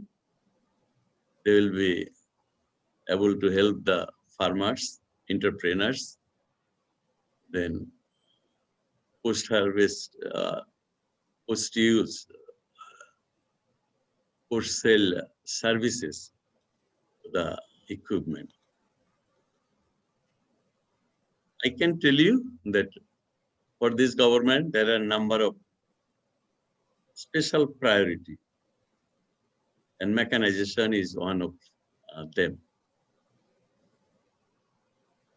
These days, Bangladesh is moving from traditional agriculture to modern agriculture. Again, our manufacturing sector is expanding. You know, Bangladesh enjoys very large market of ready-made garments. Of our total export earning, ready-made garment sector contribute 84%. Government policy is to diversify our export items. And I strongly believe agriculture product has high potential. It offers a lot of potential to increase export. For that, we have to produce high value crops. We have to develop skill for processing them and add value to it. I can give you a number of examples, but anyway, it's only not the agriculture engineer in mechanical, electrical side. Food technologies, they have to play a very vital role. And how our high value crops like tomatoes, cauliflower, and different fruits, we can process it and achieve international standard to go into the international market. I always feel that we need biomodal marketing system, the domestic and international market. But we are much behind. I urge upon faculties of agricultural universities, scientists of different research institutions, they engage themselves in frontier research, not only adaptive research. As I said, in case of need, we need reverse engineering. We have to modify that machineries we are importing. For example, we are bringing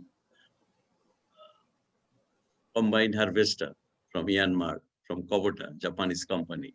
metal from Chinese companies. These days, they are showing interest that they will invest in Bangladesh.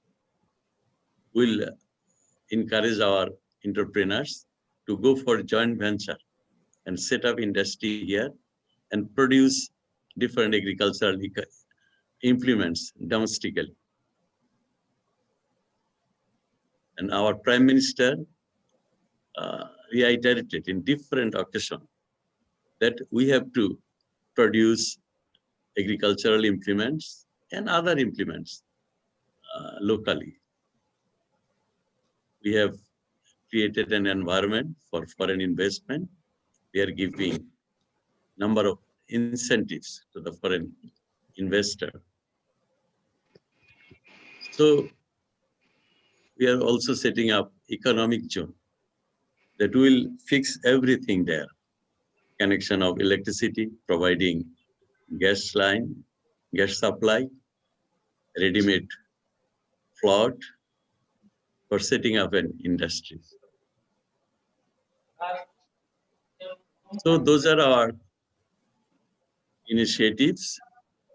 I can assure you that we have set up a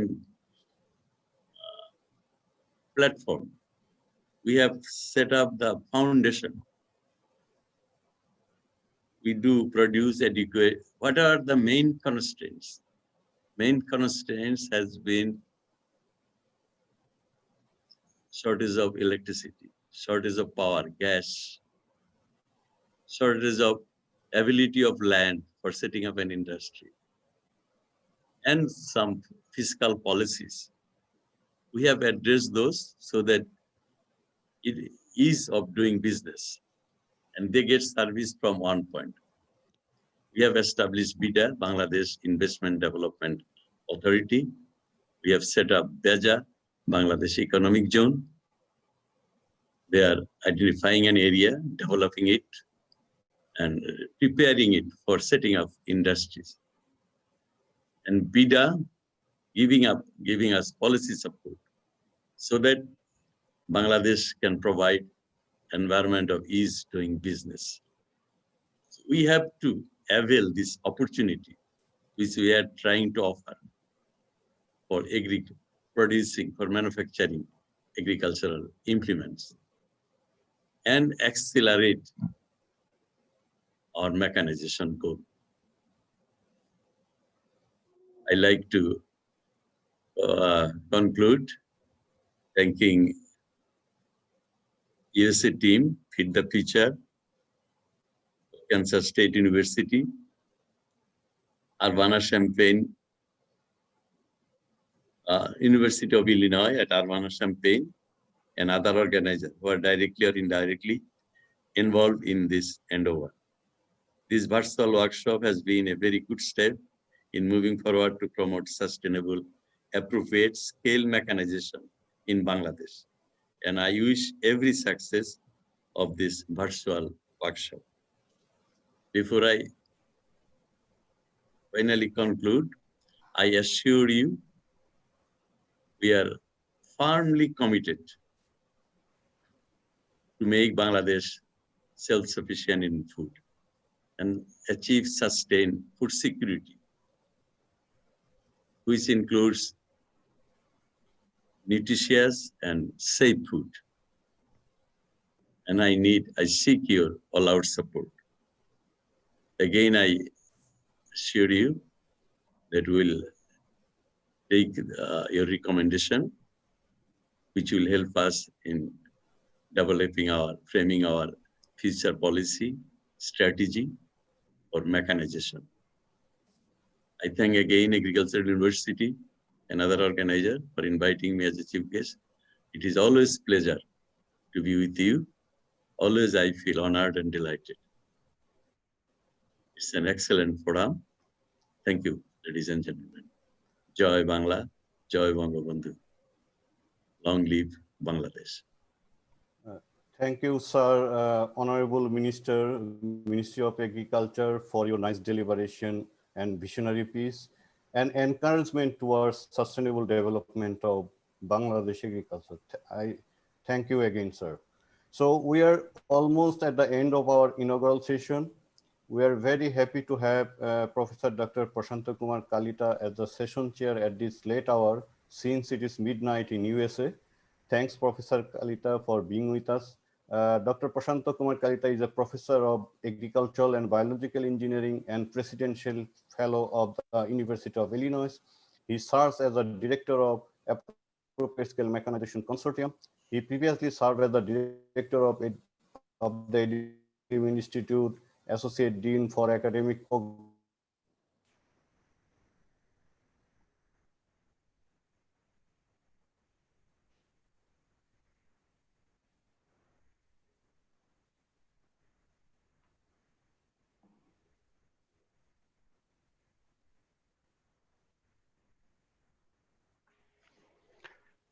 So probably there is an interruption. So can I ask actually today's the session chair, Professor Prasanta Kalita, to address the audience, please. Okay.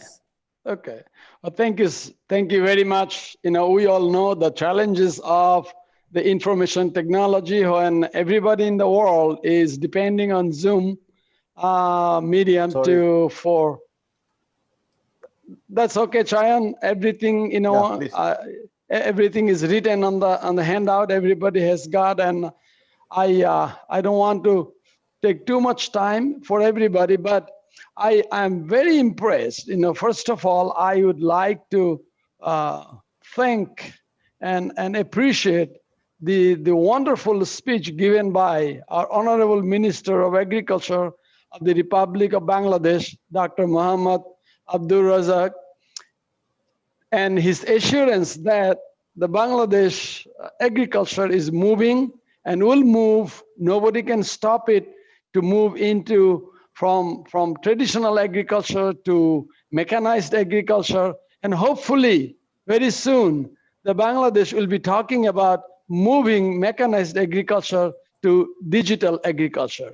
So thank you very much, sir, for your beautiful and very, very committed and firm assurance for that to happen. And on the side note, you are still very welcome to come to University of Illinois Urbana-Champaign, and you will see a different Urbana-Champaign now, what you remember from old days or those days, and it's only an hour-and-a-half drive from Purdue campus, as you rightfully mentioned. So we will work with our Honorable Vice Chancellor and Dr. Alam to make sure that we have that luxury to have you here on our campus one of these days. I also thank our Honorable Vice Chancellor, Dr. Lutful Hassan of Bangladesh Agricultural Universities, Dr. Vara Prasad ji, our Director of the Sustainable Intensification Innovation Lab, we call it SIIL, and the distinguished professor at Kansas State University, Dr. Manjurul Alam, and everybody knows him. I don't think anybody that, you know, in all our 4-country ASMC partners, everybody has heard about Dr. Alam's firm commitment on this project. And all my other dear friends, and one of my friends from my school days, Dr. Wais Kabir is here, so I have to recognize him. Dr. Muhammad Sattar Mandal, a great visionary leader and economist from Bangladesh that I had other opportunity to interact with him. Dr. Ansari, our Managing Director and CEO of ACI, Dr. Najrul Islam, Director General of Bari, Dr. Muhammad Jasimuddin Khan, our Pro Vice Chancellor of Bangladesh Agricultural University, and Dr. Chayan Saha, our co-chair, who has done my job easier this evening in conducting the chair. So I am very grateful to you, Dr. Saha. I also like to thank all my colleagues here from the University of Illinois, Dr. Alex Winter Nelson, a professor of economics and the director of our Office of International Program, Ms. Maria Jones, Dr. George Sapar, Dr. Alan Hansen. He needs special mention because Dr. Hansen acted as the director of ASMC for the first 3 years of this project, and then and then he retired last year, and so then I took on the responsibility, and our new project manager, Leighton Brown. I also noticed that we have our other ASMC partners from North Carolina, A&T, and Chayan mentioned our partners from Burkina Faso and other African countries are also attending. So thank you very much. It has been a wonderful, wonderful session. For that, you know, a lot of work goes into organizing a session like that, especially at this time, as Dr. Prasad mentioned, our challenges during the COVID time. It looks like we have about 155 participants from various different organizations. A lot of interactions are going on. If you see in the chat room, wonderful, wonderful, the inputs are coming. I hope those are all copied, or those are all recorded so that we can follow up. You know, Dr. Alam gave a very thorough presentation, and I encourage you, all the other participants, if you need any more information, please contact them, and I'm sure they'll be very happy to share with you much more details of the videos, the designs, everything else that they have done in Bangladesh. I am not going to go into much detail of all those the goals and accomplishment of this ASMC project, because you already have heard that. What I'm going to say that, and I have to thank, my special thank from the bottom of my heart goes to Dr. Alam and his team. For any project to be successful, you know, a great, you know, expert as well as a passionate team and the team leader, they are the most important thing. So here we have Dr. Alam surrounded by a great group of excellent researchers, supported by Dr. Saha and everybody else. And they have also gathered the wonderful partners with Bangladesh Agriculture Research Institute, the ACI, the Metal, and all others there. So it's not easy to see this kind of collaboration that happens.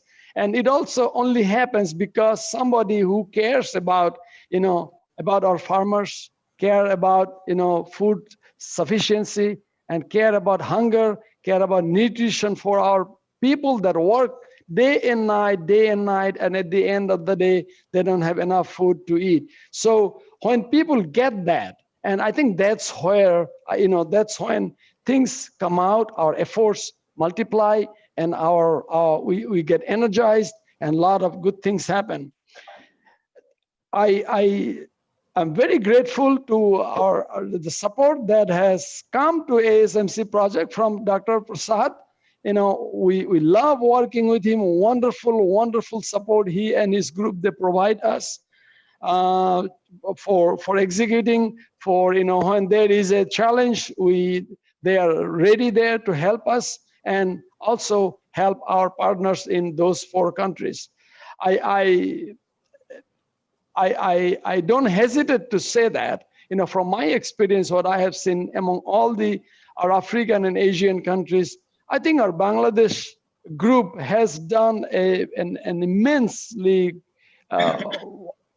unparalleled job, you know, among all the challenges that we had at the beginning and everything else, in terms of communication, in terms of work, in terms of demonstration, the research paper publications, and graduate student guiding, you know, PhD and master's student. There are a lot of the human resources that have been developed through this project already, and we hope to continue in that effort.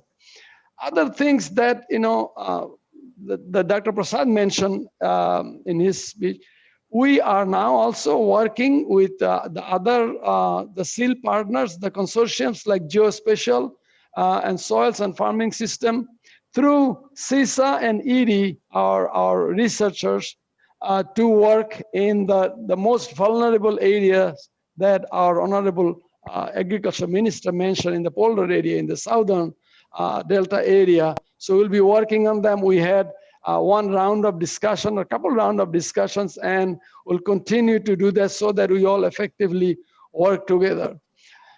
The Vice Chancellor, Dr. Lutful Hassan, mentioned about that we need this, a diploma course to support, the training and management, the repair and everything for the machines. When you have the mechanized agriculture, that lies at the foundation of supporting the mechanization. So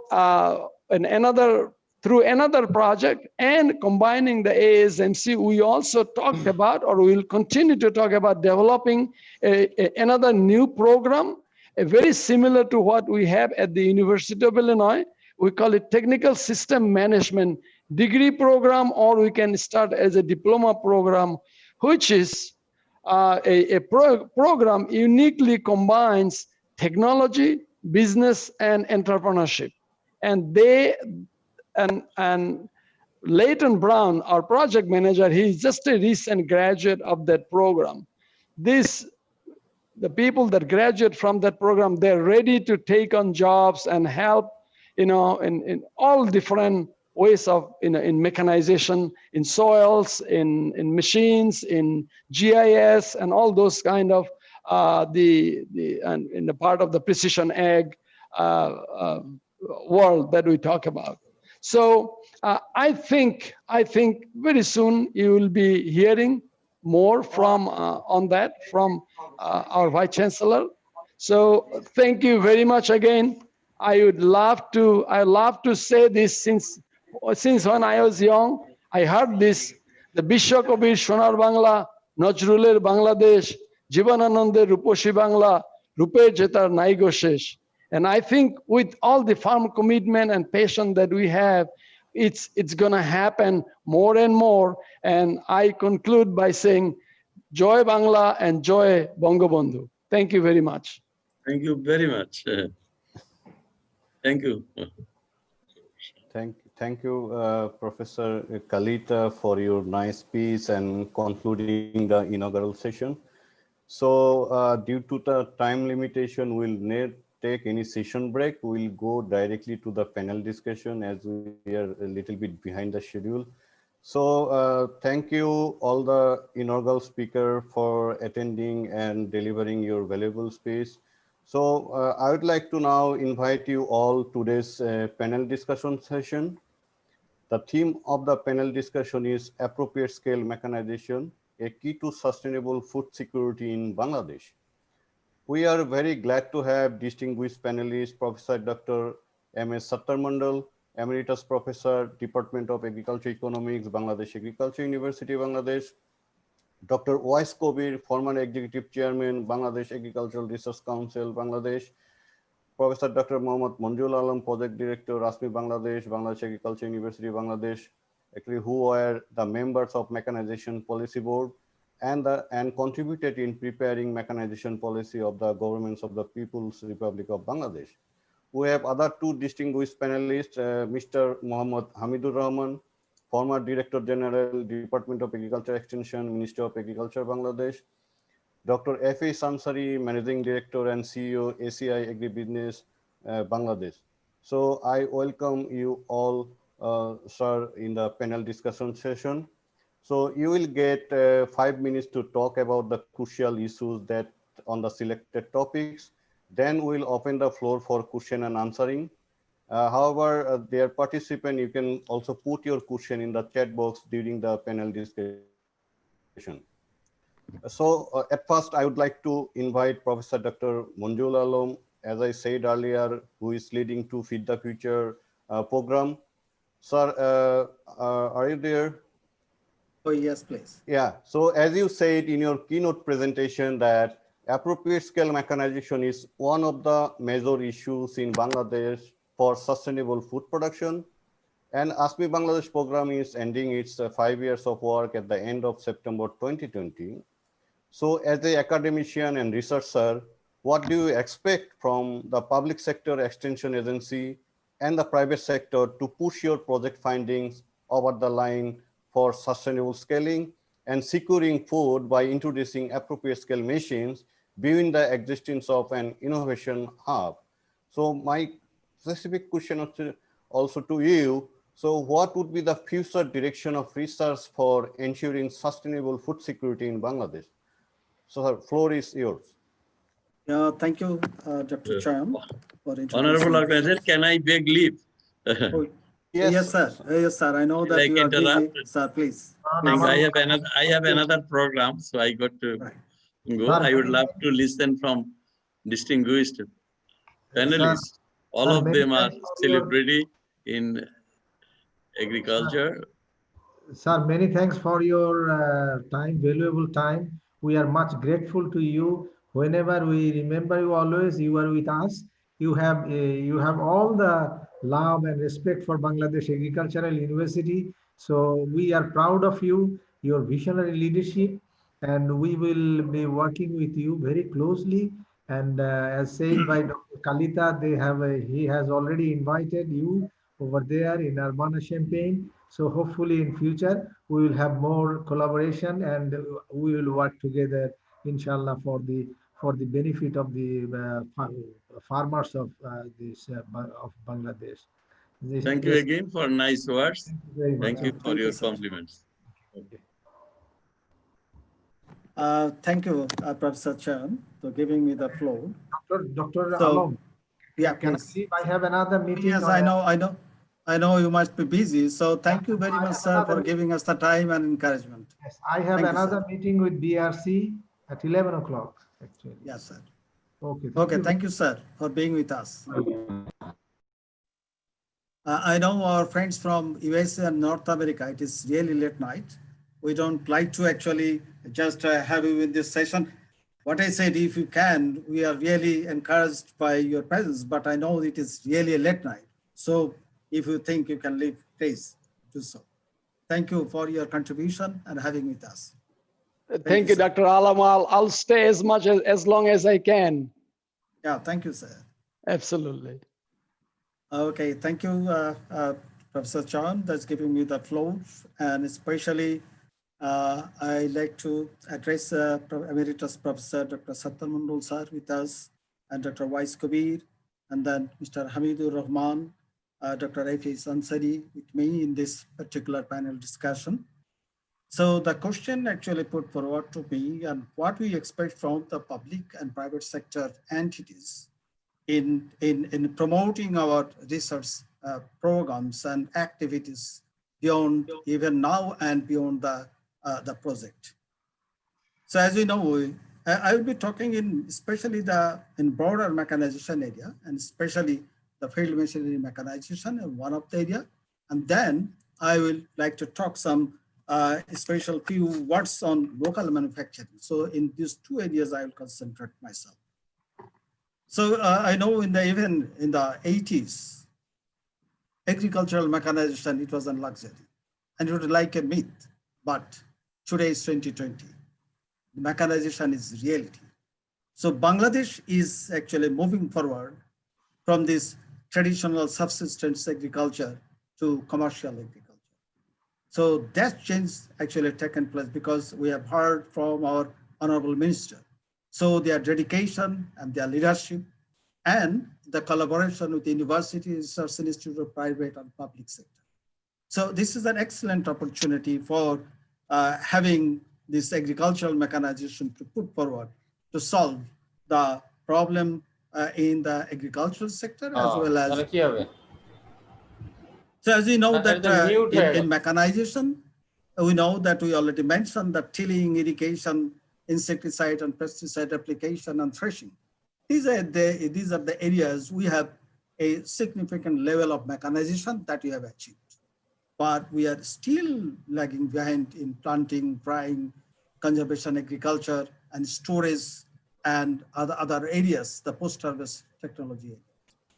So we need to focus on this area. I like to just mention one or two of the things that we know that now the power use per hectare upland is about 3 kilowatt. So it has actually gained a lot, but we need to go forward with this power actually availability. And we have already talked that the government actually implementing some of these programs that the government is providing incentives to the farmers. But as we are working with the public sector and private sector partners, but we are still facing some challenges, like the utilization of the full potential of agricultural machinery that is already introduced in the. And as we see that sometime into the most productive season, there is a need of repair and maintenance of those machines, but sometimes the after-sale services are not available to them. So if they lose few times, and that will be a very valuable for them. And again, another area is adequate investment in agriculture machinery. That is important to go forward with this mechanism. So the research question would be, how do we utilize the full potential of agricultural machines at farm levels? Or how do we ensure the timely repair and maintenance of services? Or how do we ensure the investment in agriculture machinery? So when we talk about the research and development, as we see that if we utilize the full potential, so in Bangladesh, there is one model is working, that is the individual entrepreneurship, the local service provider. When a farmer actually owns a machine, he can use it, but he cannot use the full capacity, even small to medium-sized machines. So the extra capacity must be actually hired out to some other farmers. Otherwise, the full capacity or full potential of the machine will not be utilized, and it is not be cost effective. So we are promoting this entrepreneurship model. That is a particular small or micro entrepreneur have these machines and provided service to farmers on custom hired services. So again, there are some propositions. The machine could be a single or few machines, local entrepreneurship, or the local entrepreneurship have a single shed services. That means all the machines within a single shed to provide services, and the farmers group that has been working in it. So among these three, we need to find out what are the efficacy of successfulness of this, either the single entrepreneurship or the single shed entrepreneurship or the group farming. So we have some experience. And even in the next phase, we like to look at it. What would be the appropriate answer? What combination of this entrepreneurship will do better in Bangladesh condition? The other concept for better utilizing the machines are the synchronized cropping model, that, as you know, that a combined harvester, the capacity is high, but if the planting is not done in synchronized way, in the similar way, so that one of these field in the middle of the field is ripened, the combined harvester or the machine cannot go there. So there is need of synchronized agriculture, and there's some sorts of consolidation of land through this group farming. And I know that if UMMI is promoting some of these ideas of aggregating at least 10 acres of land, DAE is also working on 10 acres of land as an aggregate and use those machines. So that could be some sorts of solution for this. So in that case, we need collaboration from the private sector, from the public sector, and the researcher from the universities and research institutes. You know, this because of this, the repair and maintenance that is needed. So there should be some sorts of mandatory after-sale service. So we know that the companies who are selling machinery to the farmers, they are providing after-sale service. So there should be some efficient system for that. And we need to actually develop the local mechanics and local operators capacity. If the local operators are capable of taking this repair and maintenance service to the farmers, so they will be handy to the farmers. So this is, we need to have to build the capacity of these local mechanics and local LSPs, as well as these workshops. And in my presentation, I have already mentioned that there should be a clear indication and instruction to the private and public sector banks so that they can at least provide some percentage of the agricultural credit to the machines. Now I would like to move to the another section, that is the local manufacturing. So I give actually the simple background. The yearly market size of agricultural machinery in Bangladesh is about 1,200 million US dollar per year. And now we are importing a lot of machines and we are producing some of the machines, and the local market share is only 32%. But we have success in producing local spare parts. The total market is about 340 million US dollar, and the local manufacturing of spare parts is about 79%. So we're doing well. So in Bangladesh, associated with this agricultural machinery production, there are about 70 foundries, 800 local manufacturers, and 1,500 local spare parts manufacturers, along with more than 500,000 mechanics, 20,000 workshops, and around 40,000 machine detailers. So this is all about is available in Bangladesh. What we need to do, we have to look at this and we have to focus on this local production. So there are some challenges in the local production. The quality control of raw materials is really important. And again, these specialized treatment, like some heat treatments and some other treatment, that is not available to all these actually manufacturers. And most of the manufacturers are using this old days capital machinery, and skill is also lacking, particularly at these systems. So there should be the few research questions. How does the quality of material to be ensured? Or like, how do we actually specialized treatment facilities and modern capital machinery be ensured at manufacturers, clusters, and how does the capacity of manufacturers be enhanced? So we know that the foundries that are working, around 70 of those are working in agricultural field, but those are using the old technology. So we need to improve these foundries, existing foundries. So we need to modernize the foundries. But we have some, steel mills working in Bangladesh. They have a high-grade foundries there. So they are only producing some of this commercial-based that is the material. But they can actually produce some of the material that can be used in agricultural machinery manufacturing. That is one of the areas. Then we need to actually establish some common facility center, especially for the heat treatment or specialized treatment. And we always propose to establish agricultural machinery production zone. Our Honorable Minister already mentioned that Bangladesh government is always producing some of the specialized zone. So we think that a specialized production zone for agricultural machinery, that would be a good idea to promote.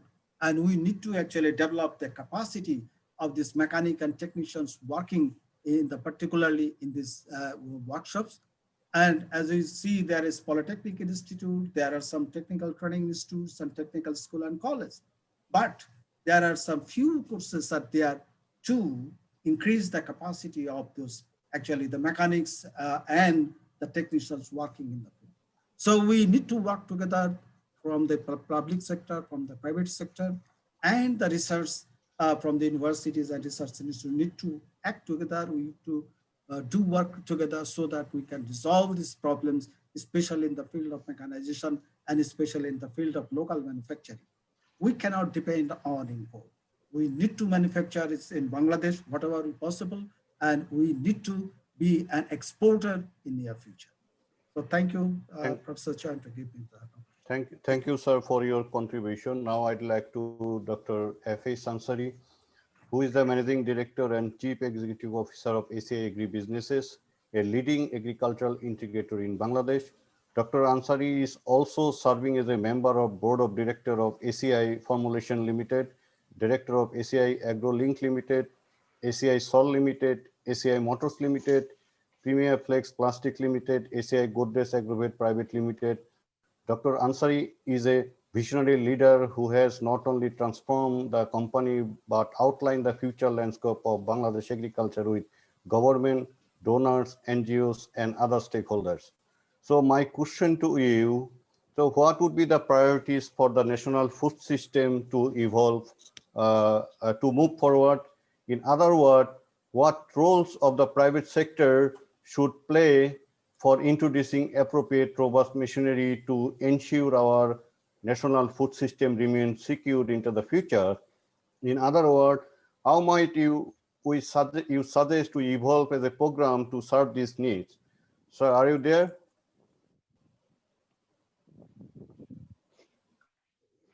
Dr. Ansari.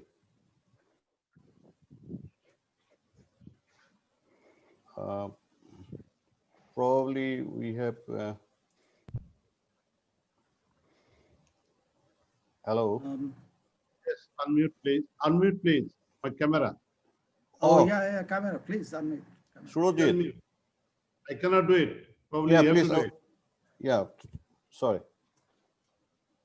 Please unmute my camera. I cannot do it. Please. Yeah, we are doing so, please. Yes.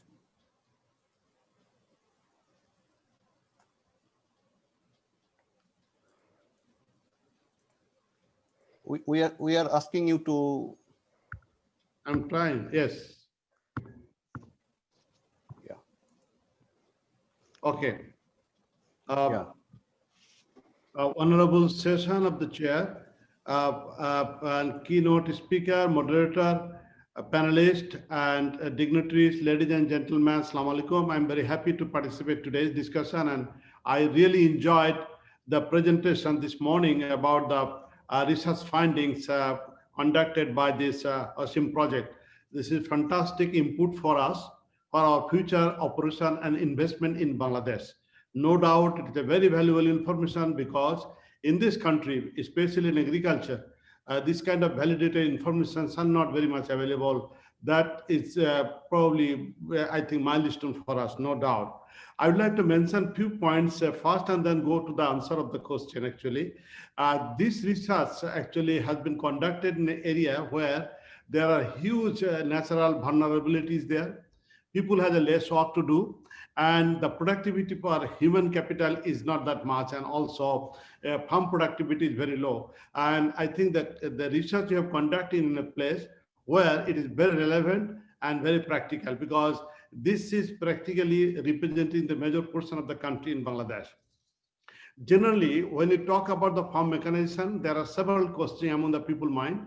This research result will remove all the question and give the appropriate answer to the people mind.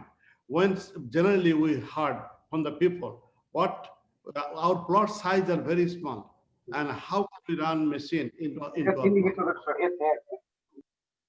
and then basically there is answer to the question from this research, because it is a practical research done in that particular area. Our farmers are small. How they're going to buy this kind of machine?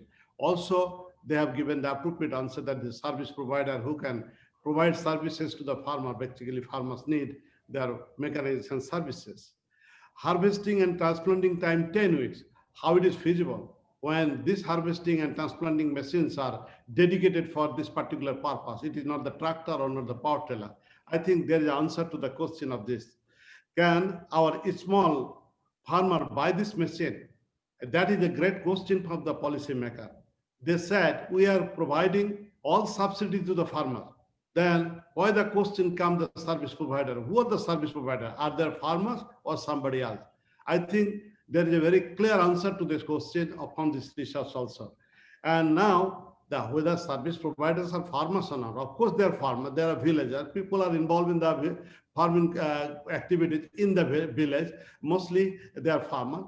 And these people are farmers as well as also service provider. They do their own work as well as also provide service to others. Who will service this machine? I think Professor Manjur was talking about on this element few minutes back. Actually, we are providing service to the basically the service provider or the machine owner. Just look at it. Today, our penetration for plowing is 95% of the surface, and huge, about over 60,000 tractors and 500,000 power tiller walking in the field. Who is providing this service? You'll be surprised to know that ACI, we are committed to give service to the tractor owner. If they have a problem, within 6 hours, our service engineer reach to the places and activate the tractor. We monitor through our GIS system. So this kind of service is already available. This can be extended for the new kind of machine like rice transplanter and combine harvester. And then a question comes whether spare parts is available. I think there is a huge research on this spare part availability and the market in this country from the same university, BAU, and this kind of spare part shop across the country exist, and already this kind of spare parts are available. Now, extension services. This is the new things for the extension workers in this country, because generally when the tractor and power trailer introduced, it was basically introduced in a different way from the haulage to plowing. But this time the introduction of combine harvester and iron transplanter, actually it requires a lot of extension services. It need to be sold the cost benefit to the farmers. Otherwise, farmers will be very hesitant to handle it, because it's a very traditional practice exists. So practical agriculture extension and the private companies will do the extension work. Then the market development for the potential FDI or LI. Without FDI or local big investment, manufacturing of this kind of huge machine is not possible. Dr. Manju said very clearly that this machine has a huge precision, lot of sensor in it. This kind of machine need to be manufactured in a very high quality precision factory. Otherwise, it is not possible in this country. And then digital intervention could be very interesting. And this kind of digital intervention services is required to improve the efficiency of this machine. The reason behind these machines are slow movers. So one service provider cannot jump from one field to another field after in a day, like 10 kilometer distance. So like Uber and Patron services can help. In this regard, I think we need to develop something. ASA is doing in that kind of services. How service provider will buy the machine. I think government is giving subsidy, and actually the financial institution like bank, PKSF, SME, NGO, nobody giving any single amount of money loan to the farmer. It is private companies giving service, this kind of financial services to this kind of service provider to the farmer. You'll be surprised to know that even the last season we have supplied 1,000 combine harvester, and we have given loan to the farmer. Financial service over 100 crore taka. It's a private company in Bangladesh. What are the solution actually? The solution, what I propose, if our honorable minister could be here, I could propose very properly that probably like PKSF, like SME Foundation, we need to prepare, we need to form a new, venture from the government, AEF, Agri Entrepreneur Foundation. Agri Entrepreneur Foundation will provide loan to the companies, and the company will provide loan or the financial service to the small farmers, and through these small farmers will use the machine and they return money through the company again to this kind of foundation. Otherwise, it is so difficult and so tight and so painful for us to provide thousands crores taka loan to the farmers, because we are a private company. We are not a financial service provider.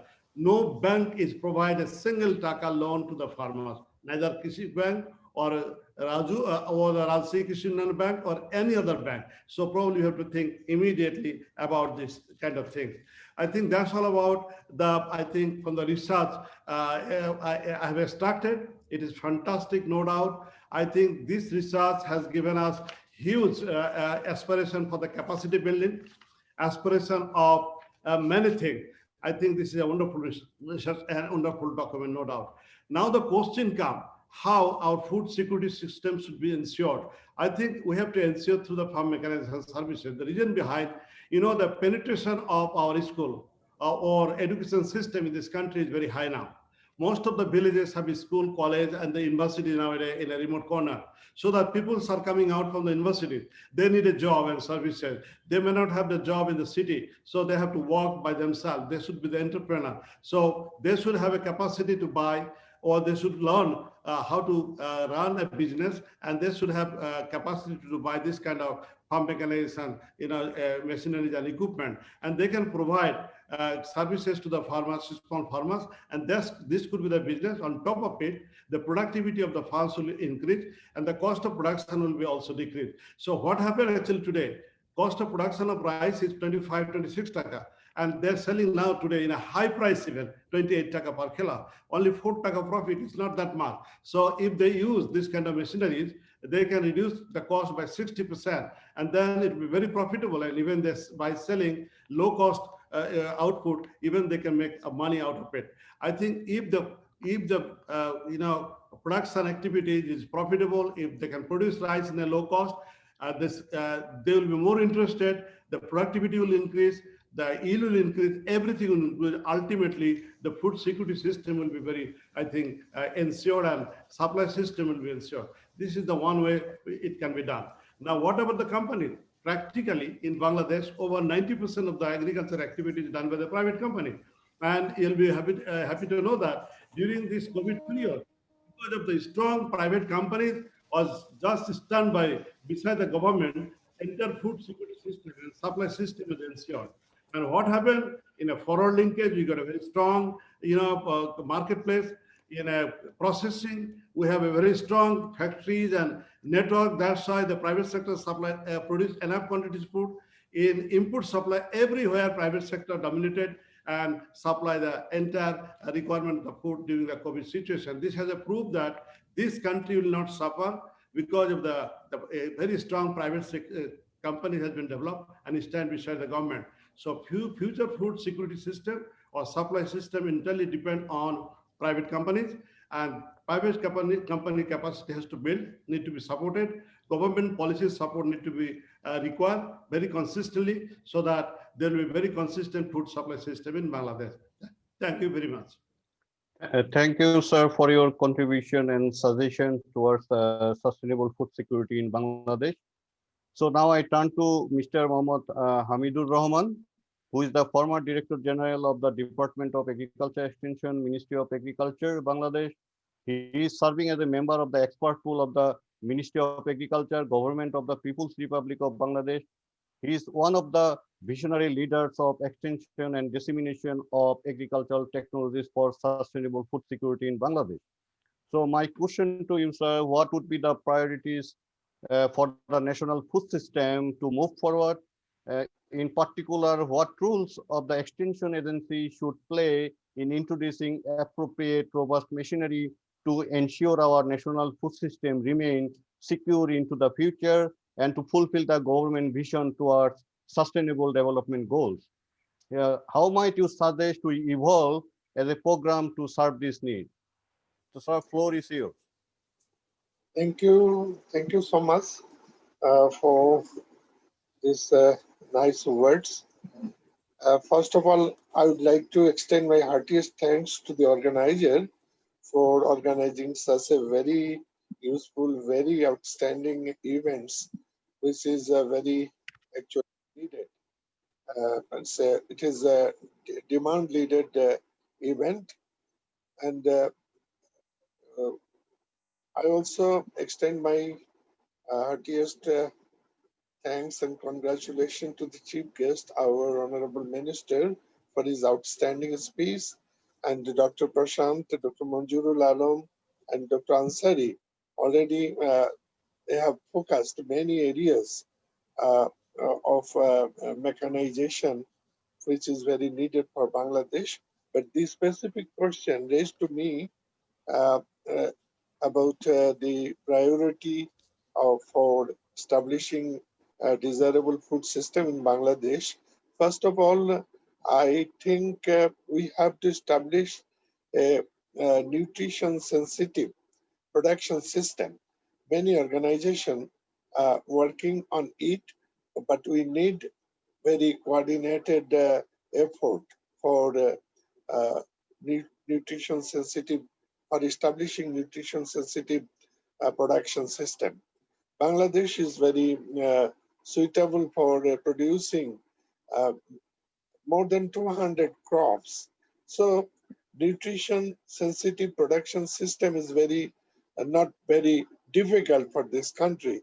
We have many opportunities for producing many crops. Not only crops, we can also think for other subsectors like fisheries and livestock. Those are also very, I think, promising sectors for Bangladesh. So there are a relationship between nutrition sensitive production system and mechanization. Our chief guest mentioned very rightly that our agriculture is moving from subsistence agriculture to modern agriculture, and the modern agriculture, of course, deserves mechanization. So for mechanization, what we should do I think it is mechanization, meaning it is not an introduction of some machineries. Our honorable chief guest already mentioned that we have now gradually habituated to using different agricultural implements, but how efficient we can use it. And these are the question. Actually, here we can see the collaborative effort from government and public and private sectors. Public sector will create the enabling environment, and private sector will join with public sector for giving their effort for achieving the target of establishing a very suitable or very useful food system here. So in that case, you know, mechanization for Bangladesh, it is not easy. We have to consider many things. As Professor Manjurul Alam was mentioning about synchronized cultivation, and Dr. Ansari was also saying about the land tenure system of Bangladesh. It's a very piecemeal, very small land holding system here. So when we are discussing that matter, I must recall the visionary space, the visionary thought of our great leader, father of the nation, Bangabandhu Sheikh Mujibur Rahman. In 1974, he thought about these things, that how Bangladesh agriculture will be modernized. And he thought about compulsory village farmers cooperative. That is very helpful for using agricultural equipments, including seeds, fertilizers, and farm machineries as well. So here, again, we can see the potentiality to form farmers cooperative for synchronized cultivation. So we have different context. You know, we have hills, we have coastal areas, we have barren tracts, and we have plain lands. We have some hard areas as well.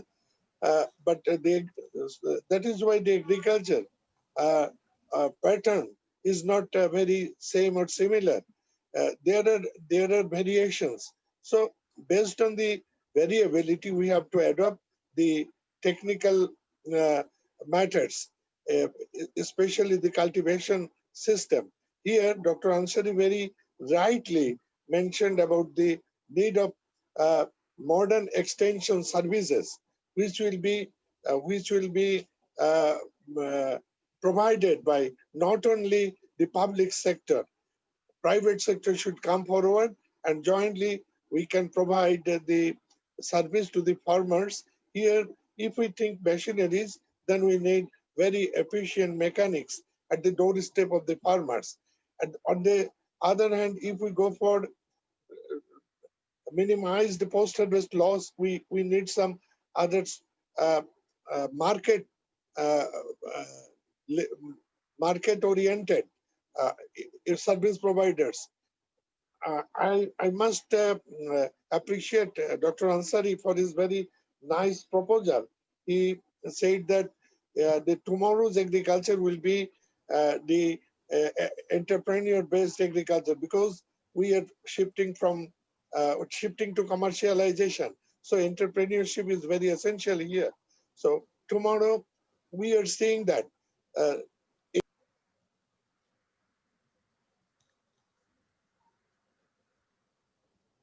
tomorrow's agriculture. Here we can see the prospect of investment. So here Dr. Ansari mentioned very rightly that the entrepreneur foundation, Agri Entrepreneur Foundation, could help or could support the modernization or commercialization program in agriculture. So I must support this proposal, and I also, I mean, as I am an agriculture extensionist, so my focus is on extension system. We have to adopt new agriculture extension system at the farmers level by emphasizing commercialization, emphasizing combined action together by the farmers for seedling growing, for transplantation, for harvesting, using a different type of machineries. Machineries meaning not only the combined harvester and the transplanter. Yes, we have many horticultural crops. We need some harvester, mango harvester. We need coconut harvesting implements as well. So I also I would also like to give emphasis on agro processing, because without value addition in agriculture, farmers will not be interested to run their product. We are always saying that agriculture profession for the farmers would be profitable. Unless it would be profitable, farmer will be not interested to carry on their business. So if we would like to make it profitable, then value addition and processing should be essential. In this area, what our minister was mentioning in his valuable speech, that the investor, private companies, even foreign investors should come forward, and we can go for joint collaboration for establishing industries here in Bangladesh for value addition of agricultural product. That will help us for mechanization, for value addition, for giving profit to the farmers. Thank you for inviting me in this valuable discussion. Thank you, sir, for your nice comments and suggestion. So now I go to Dr. Wais, who is the former executive chairman of Bangladesh Agriculture Research Council, the apex institution of National Agriculture Research System. He also led Krishi Gobeshona Foundation, a government-sponsored autonomous research grant-making body, as executive director. He also promotes agriculture research and development involving NARS University, private sector, international research centers. So my question go to you, that what would be the priorities of the national food system to move forward? In particular, what roles of the research institute should play for innovating and introducing appropriate robust machinery to ensure our national food system remains secure into the future? How might you suggest to evolve as a program to serve this need? Sir, floor is yours. Thank you very much, Dr. Professor Chayan. More particularly, I want to thank the organizer to involve me in the process of your research. I appreciate the presence of the very highly placed professors like Professor Manjur, Professor Sattar Mandal, my school friend in AIT, Dr. Kalita, with whom I studied together. I am impressed while he was talking about the Tagore and Nazrul,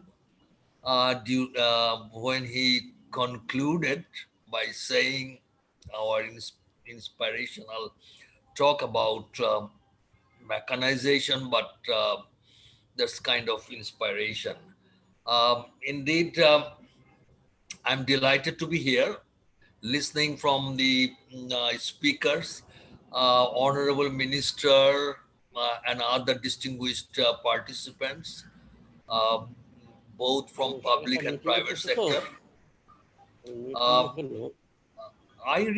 What I want to share with you in response of what Professor Chayan was mentioning, that during the Green Revolution led by the CG system, and until today, we received the gain, genetic gain. We exploited the genetic potential of our crop commodities, no doubt of that, including fisheries and livestock.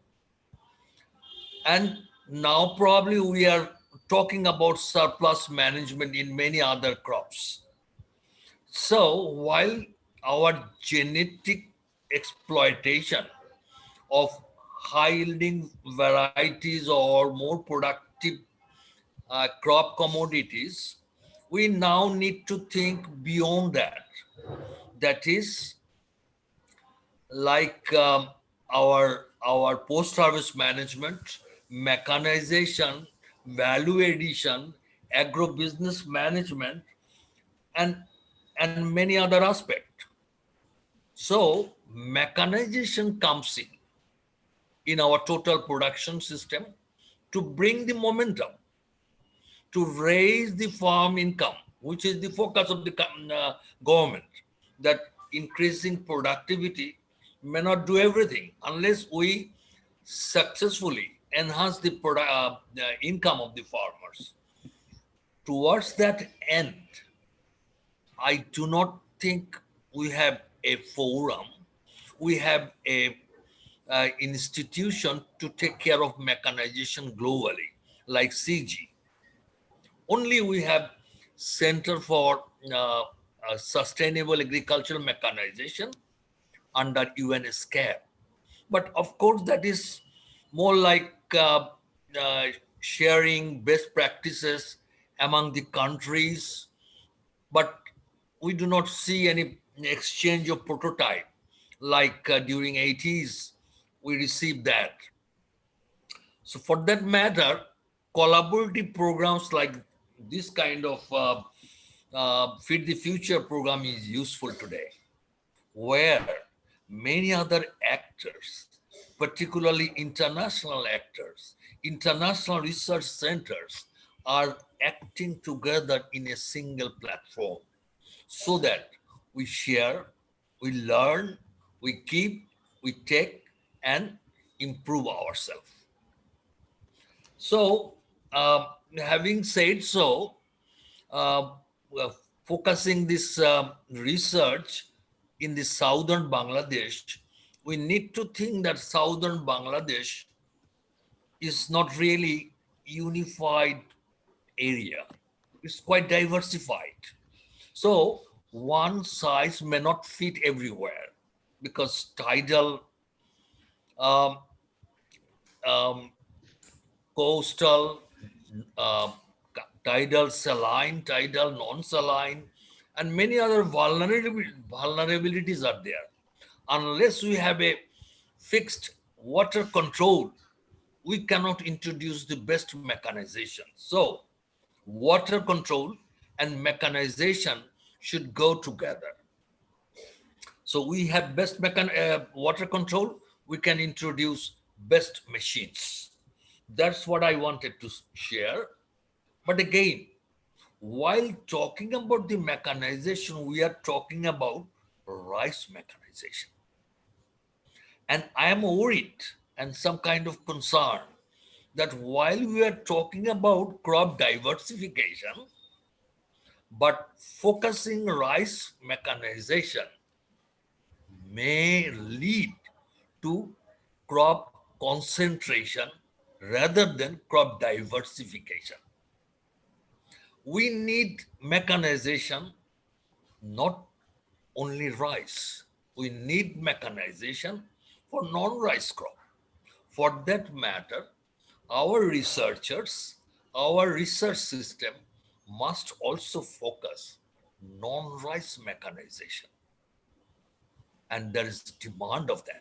Because today, if you want to raise the farm income, we need to have more focus on non-rice high-value crop and how to make the value addition and more income from the non-rice crop sector will be very much important.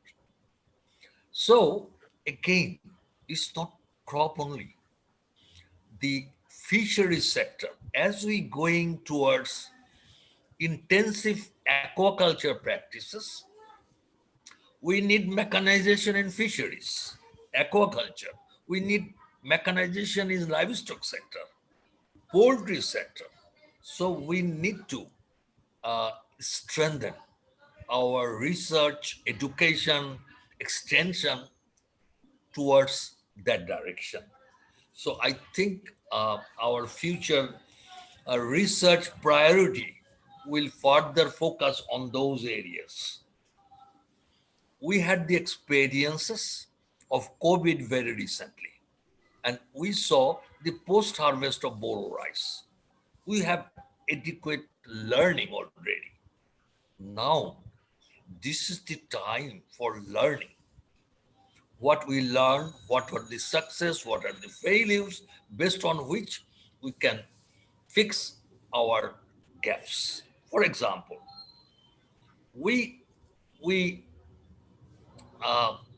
for me, particularly, I think hardware is available because manufacturers are keen and they are doing research that what kind of machines we really need.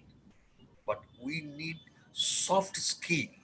We need auxiliary services. For example, NAWARD, Indian agriculture credits like our agriculture bank. So it is NAWARD is like a bank of India, but focusing agriculture. But they have specialized focus on mechanization. Can there be some learning from NABARD where PKSF can act as a financial institute to support the mechanization, as Dr. Ansari was mentioning, that they have difficulties, local manufacturers had difficulties. There's some kind of soft skill is necessary for us to make future intervention more precise, because mechanization is costly. If you go for hardware, these are much more costly compared to seed and fertilizer. Once the farming community are deprived or cheated with a quality machine, there will be repulsive nature in the farming system. For that matter, we have to be very careful about the, as Professor Manjur was talking about, training, about the skill of mechanic, because probably Professor Manjur in his previous lecture said that more efficient is the mechanic, there is less troubleshooting, and they are more efficient and they can earn more. So as we are not machine loving farmers, we need to train them to make the machine learning. This is the learning of our past experiences.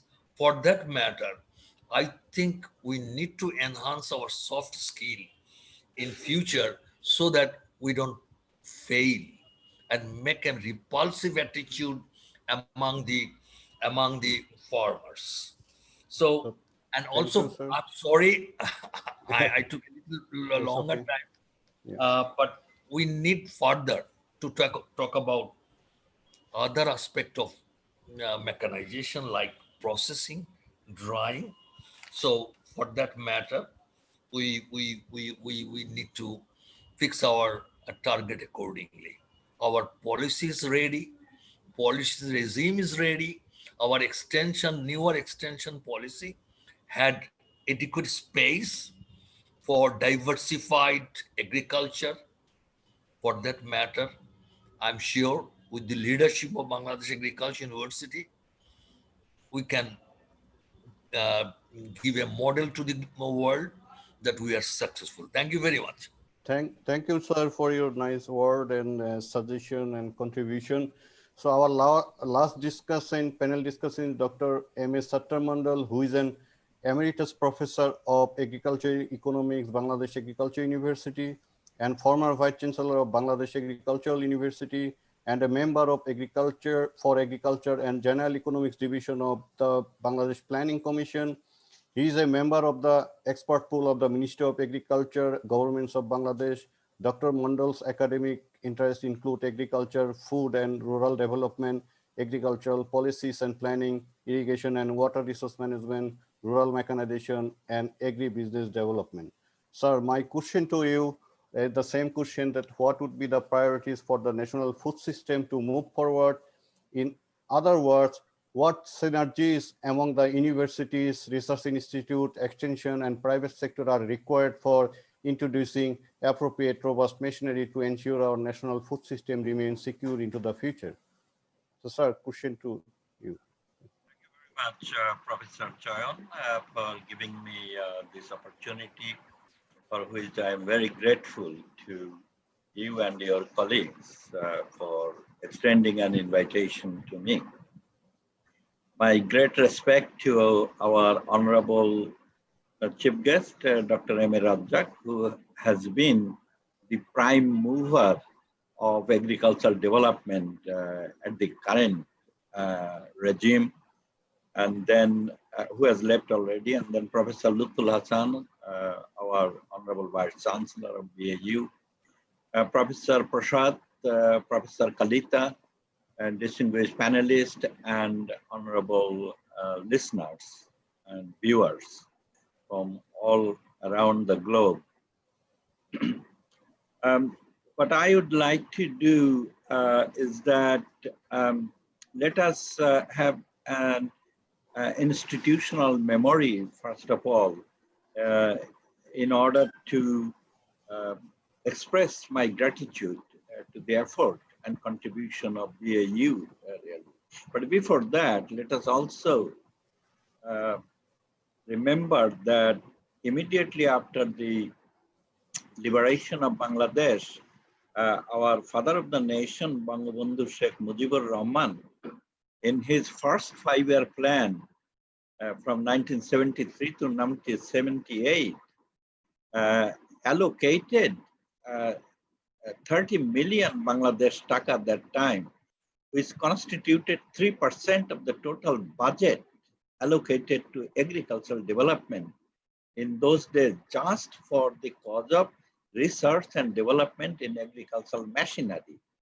At the backdrop of huge killing of these draft animals by the then occupation Pakistan army forces, and that is depicted and well documented in the first 5-year plan. Many of you have seen, so I must show respect. But after that, Bangladesh Agricultural University, which was given the responsibility of coordinating this agricultural mechanization research, extension and development, was led by the department or the faculty of agricultural engineering.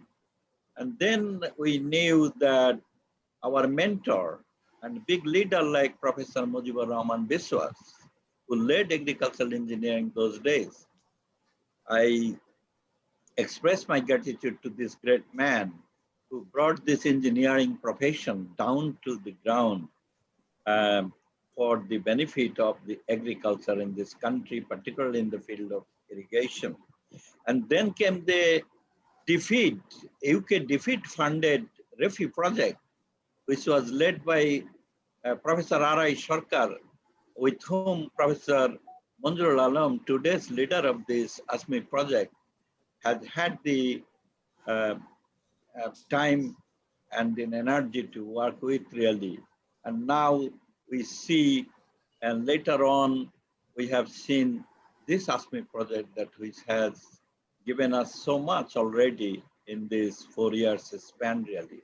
So my gratitude and full satisfaction to the achievement of this group. And I wish that this effort should continue really at the end of the project as well. Now, as Chayan has asked me to respond to a very broad question, let me summarize it in a few points like this. First of all, my comment is that according to W.W. Rostow, when you talk about any growth and development, then Rostow famous 5 stages theory, growth stages theory, shows that you start with the traditional society, then you have the precondition for takeoff, and then you have takeoff, and then you have drive to maturity, and then you have the mass consumption. So if I put this analogy now with this agricultural mechanization, I would like to underscore that Bangladesh has passed through that traditional stage, that precondition for maturity, for takeoff, and then takeoff. I would like to say that Bangladesh has reached a stage in agricultural mechanization, which is now time for a big drive to maturity, really, because we have learned the nitty-gritty and we have learned the fundamentals of agricultural mechanization process. But having said that, I would like to immediately say that we are not at a stage now that we will limit ourselves to agricultural mechanization only. Let us talk about and expand our horizon to overall rural mechanization in this country, of which agricultural mechanization is certainly a very big component, but there are other components of rural mechanization which have huge complementarity with the growth of agricultural mechanization and the rural economic sector. Now, my second point would be that in order to do that, we have to underscore a number of policy and intervention area. The first thing which comes to my mind that we have to now achieve the productivity, the profitability, and the efficiency in such a scale that these gains really build up and speed up our process of this mechanization. And in order to do that, we have to work on how to enhance the scale of operation in a fragmented, minifundist, small-scale agriculture. We have had a very, very appreciable and commendable experiences already that our small farm size did not prohibit us from expanding our machine. And nowadays, even intermediate, middle, and a larger scale mechanization also. But efficiency game is something else that we have to work now for operational consolidation of our farm unit so that the local service providers can invest more in these machineries and gain efficiency in terms of this productivity, profitability of whatever enterprises they invested for really. And in order to do that, we need to invest in IoT, which we call Internet of Things. We need to invest now in artificial intelligence. We need to invest now in drone technology, in precision agriculture, and Dr. Ansari have nicely elaborated, and they have been working on that really. And these are the crux of the matter for tomorrow's precision and smart agriculture. My second point that I would like to underscore is that Dr. Wais has rightly mentioned that we should now go beyond this crop sector mechanization. I fully support his view that non-crop sector mechanization is now our tomorrow's agenda. For example, this smart dairy farming is coming, but and all these small and medium scale dairy farms are being spread. Similarly, the poultry farmers are going, but we have very little mechanization still in milking machine, like this feeding machines and many other machineries that which can reduce time and which can save on the cost of the production of this particularly non-crop sector. My third point would be that what do we do with this private sector who have done a tremendous job really in the last 3 decades really in expanding irrigation, in expanding this power and tillage mechanization, in expanding now latest this transplanting and this harvesting operation. They are now mostly playing their role as the importer of machineries and delivering it to the farmers on their own effort. And in many cases, they have taken over a role of financing also agriculture through their very informal credit system. I would like to see the private sector more dynamic, not only as the importer and delivery agent of this machine, but I would like to see our private sector now at this stage as a potential investor in the manufacturing of these machineries, either in joint venture or themselves, and they are smart enough really. I salute our Prime Minister that few months ago, in one of her speeches, she mentioned and urged upon the researcher to see the opportunities and explore the what opportunities we have of using the Bangladesh Machine Tool Factory, which is a massive investment that government made many decades ago, but has been seriously underutilized. So that is one example only that how the state power and then the government is emphasizing on the expediting the local manufacturing of machine. And I would like to see our robust private sector or maturing private sector to come up and then think about this particular aspect. My last 2 points include, first of all, the investment. Investment is a pet subject to me, and that is the crux of the matter. How is being done now? It is the subsidy that we talk about, particularly for the larger scale investment like transplanter and then tractors and then now this harvester. But then subsidy is not the panacea at the end of the day. That doesn't go this way. It's fine, I commend, I congratulate the government really for this dramatic decision really that helped the very speedy distribution of this harvester, particularly at a difficult time in April, in the difficult ecology like Howard, that on the call of the government really, this private sector came in, and then with this subsidy program, they made a huge investment. And how come that in a country like Bangladesh, that only few companies, largely probably SIIL and there are others really, would mobilize over 300 harvesters really, new and old and everything, in a massive scale really in only a span of 2 to 3 weeks, and did this harvesting. It was a drama in a sense, and I am really very fascinated to record this in one of my write-up that I am now working on really. I will do that. So I would like to see that subsidy is one thing, but I would like to see in the future that this private sector involvement in local manufacturing of not only the spare part, but also the prime mover. They are already exporting their machineries to that scale. I would like to see that these are enhanced with this private sector getting support from the government really. Private sector local workshop and mechanics in this country who are unskilled or half-skilled at best. And this is an opportunity for the private sector in collaboration with the government department to come and speed up and accelerate this process. And my final point is that, okay, having said everything, who is going to finance and where are this financing coming from? Very good. This subsidy is a program. We are very happy about it.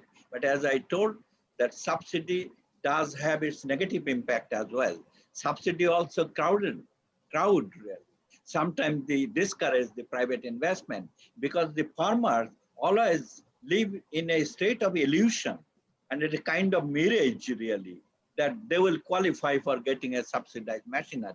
But at the end of the day, probably 1 in 50 and maybe 1 in 100 will succeed in getting, and others also wait and for the time and don't get really involved and make their investment. So in that case, it's a question of serious thinking that subsidies needs also rationalization. And the end of the day, that how you deal with this very powerful weapon. But once this private sector is encouraged, they get the benefit. Manzurul Alam showed very correctly that payback period of a big harvester is 3 years. For a reaper, it's 2 years. So what could be the better magic investment than this, really. So subsidy is not the main point. Our main point would be financing, first of all, through the banking channel, as the government has very sincerely trying to do it, but we know the limitation. We know the sluggishness. We know the slow growth speed. So let us now look for the alternative non-banking financial institution and financial channel so that this private sector can come up and go ahead with this machinery distribution and supply.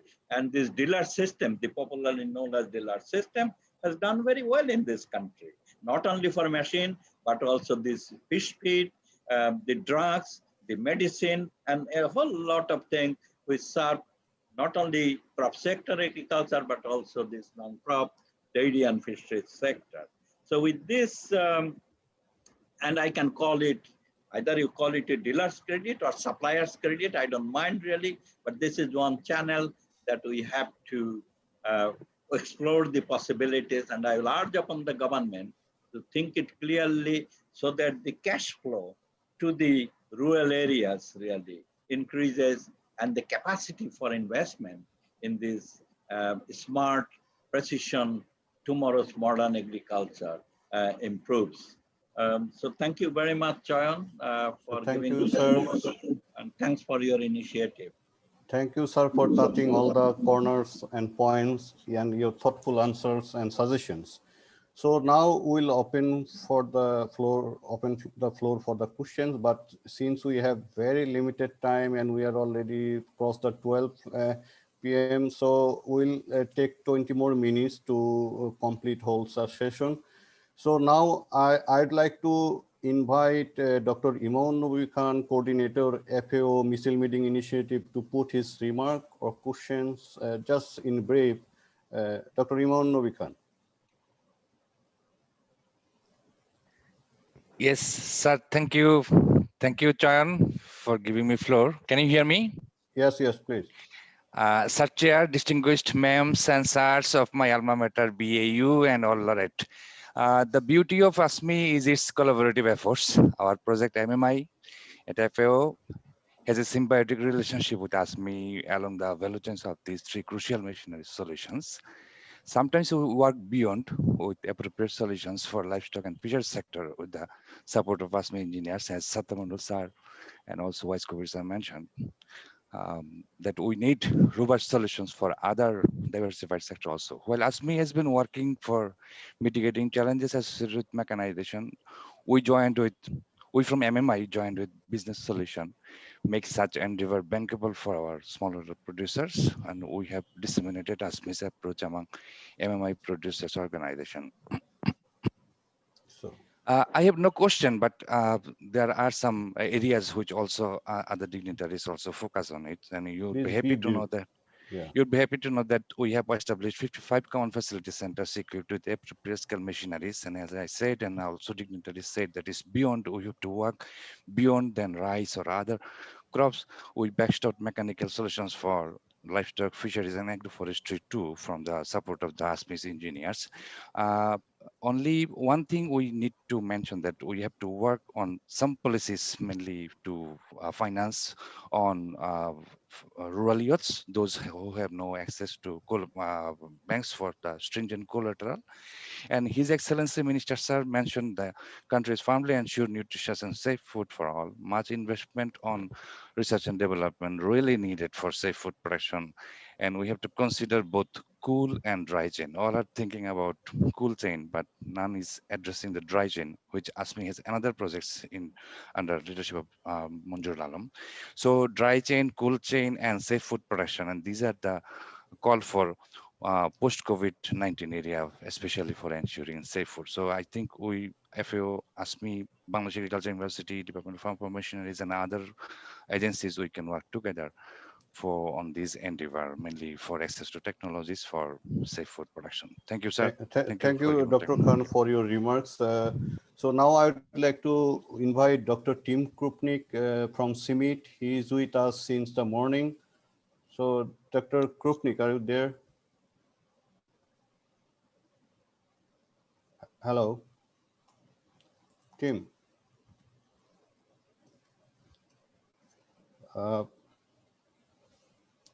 Tim, are you there?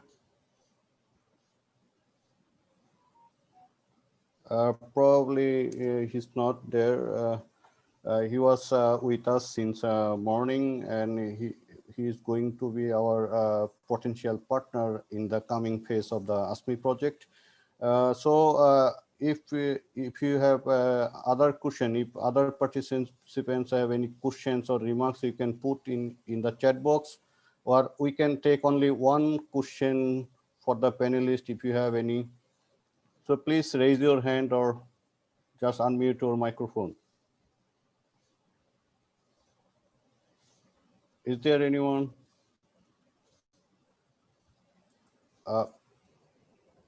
So if John, can you hear me? Can you hear me? Yes, sir. Yes, sir. Yes. But my video is probably stopped from there. Okay. Surojit, can you? So can you talk, sir, please?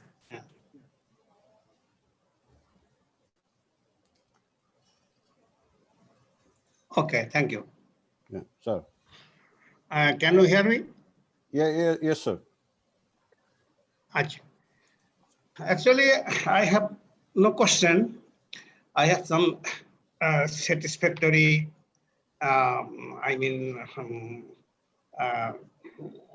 words to you.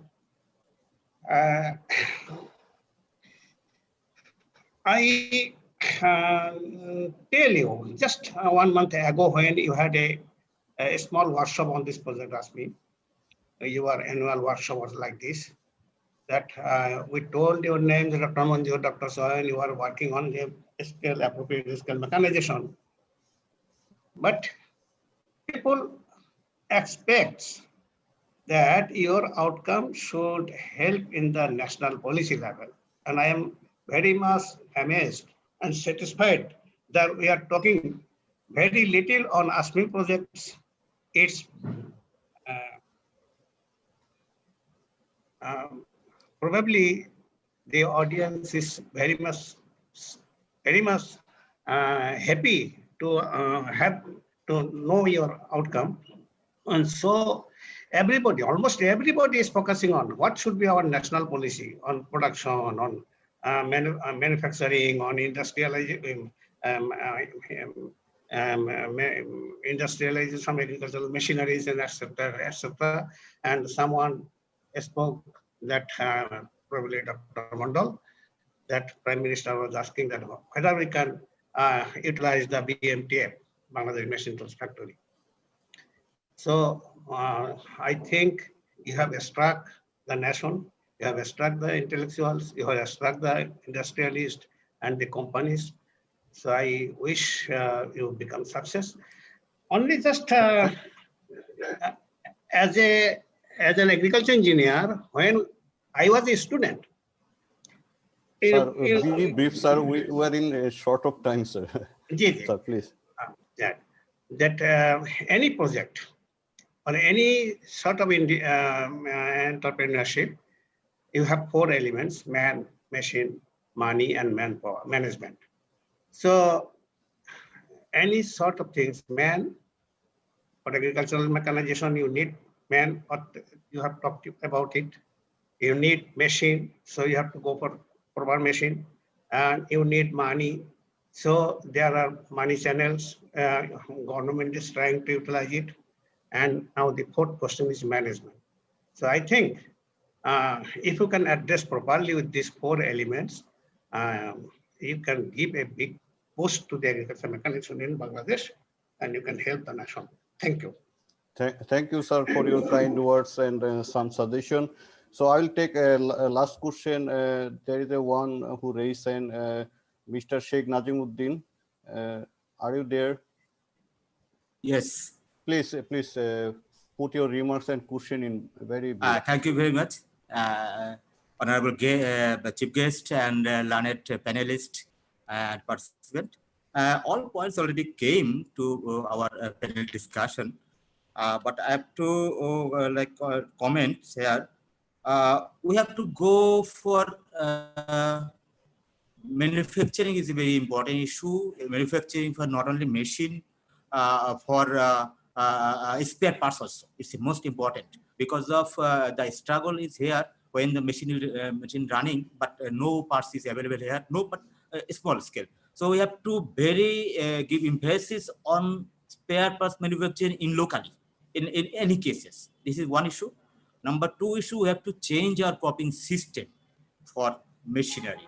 Cropping system following the machinery. We have to go these practices. Actually, it's a need long time, but it's a very important issue.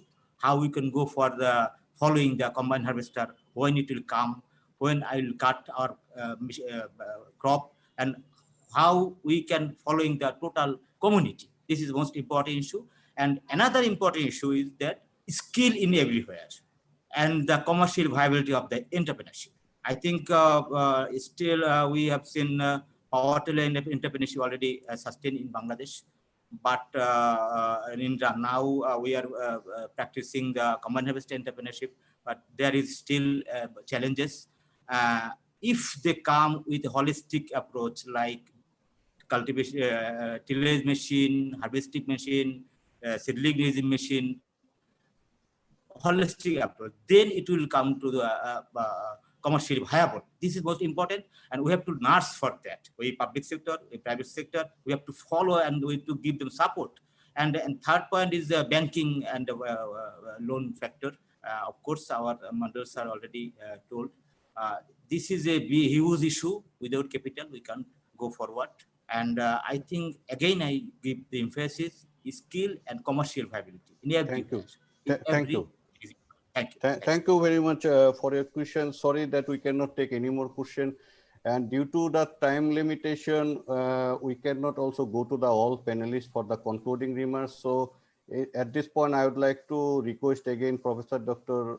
M.S. Sattar Mandal sir for summarizing the session and put your concluding remarks from today's panel discussion, sir. Chayan, I would like to take on this responsibility right at this fag end of the seminar, but thank you for your kind words and giving me this job really. What I would like to do is just, I would follow on to what I mentioned right at the beginning of my last intervention, is that BAU Mymensingh, and particularly this Faculty of Agricultural Engineering, and more particularly Department of Agricultural Machinery and Technology, for its very tremendous contribution to the upgrading the mechanization technology in this country.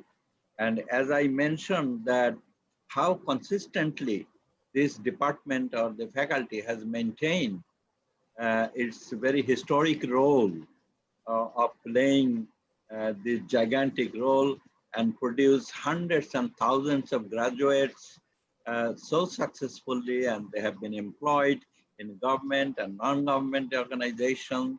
They have been doing research and so on, and they have learned the skill of collaborating and developing the joint research project with very highly reputed global research organization or development partner, academia all around the world. So I remember those days that the Ford Foundation, which supported this irrigation technology research under the leadership of our great teacher, late Professor Mujibur Rahman Bushar, with whom I had a little opportunity to work for 20 years really, and then it's so useful and refreshing. And then came UK government funded DFID project with the REFI. REFI means that research and extension and farm power innovation, which Champok, or sorry, Manjur Alam Champok is a big testimony to that, that how that project helped this institution, the BAU, in establishing links with these private sector entrepreneurs, the local manufacturers, and then farmers, not only in the vicinity of Mymensingh, but all around the country global now. Now I am very pleased to see that Kamal or Mahbub Engineering, whom I met some 30 years ago, probably for the first time. Now also Mahbub is continuing his effort really. Now we have hundreds and thousands of this local service providers who got support from this kind of project. And now this ASME has come up with again a higher level of project.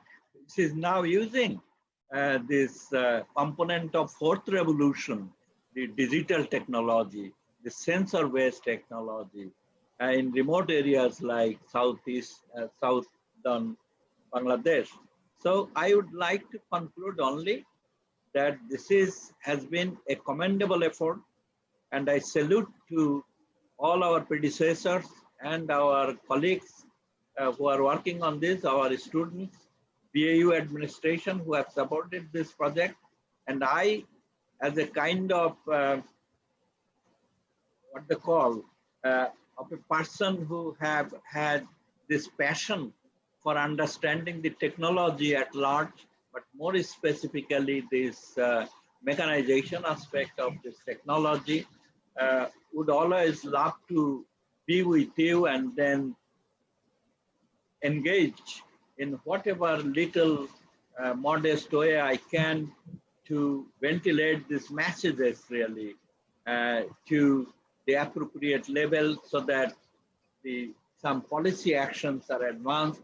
And I have had the pleasure of working with Manjurul Alam and then Wais Kabir and then Sheikh Nazimuddin and then our many other friends in the government and outside the government. So I wish you success, and particularly before I end, I would like to urge upon our colleagues from the state university, particularly Professor Prasad, Professor Kalita and his colleagues really for being so supportive and being involved in developing our own capacity and developing agricultural mechanization capacity in Bangladesh. So I will urge upon you that please let us work together and go ahead. And I would look forward to extension or expansion of this effort to the next phase of research, which will give us even more and contribute even more to the understanding of the knowledge hub that BAU has established. So as an alumnus of BAU and is still being a part of the faculty of BAU, I only wish very, very big success of this effort. So thank you very much, Chayan. Thank you, sir, for your concluding remarks and suggestions. And thank you all the panel discussion for being with us. So just one announcement from our dean. He just convey thanks to all the participants and ask all the agriculture engineers under the Society of Bangladesh Society of Agriculture Engineering arrange an online meeting. So it would be a very good opportunity for all of the agri engineers to come together and discuss different crucial issues. So thank you very much. It's now time for the closing remarks. We are really very late, but we really appreciate your patience for being with us.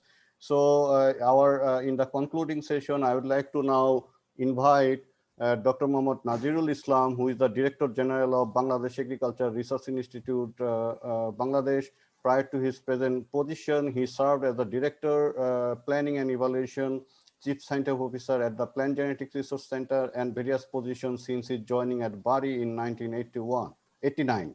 Dr. Islam was awarded the prestigious Bangabandhu National Agricultural Award 1422 in July 2016 for his outstanding contribution in agriculture research in Bangladesh.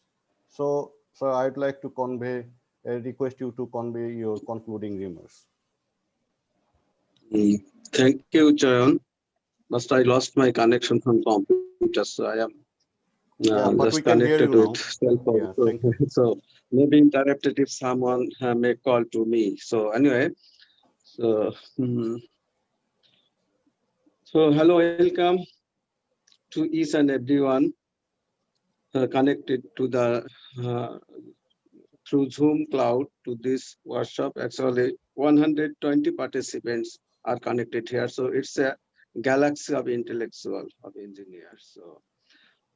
So next, my great respect to Inaugural Session Chair, Professor Prasanta Kalita, Director, Appropriate Scale Mechanization Consortium, University of Illinois of Urbana-Champaign, USA, Honorable Chief Guest, Dr. Muhammad Abdur Razzaque, MP, Minister of Agriculture, People's Republic of Bangladesh, Chief Patron of the workshop, Dr.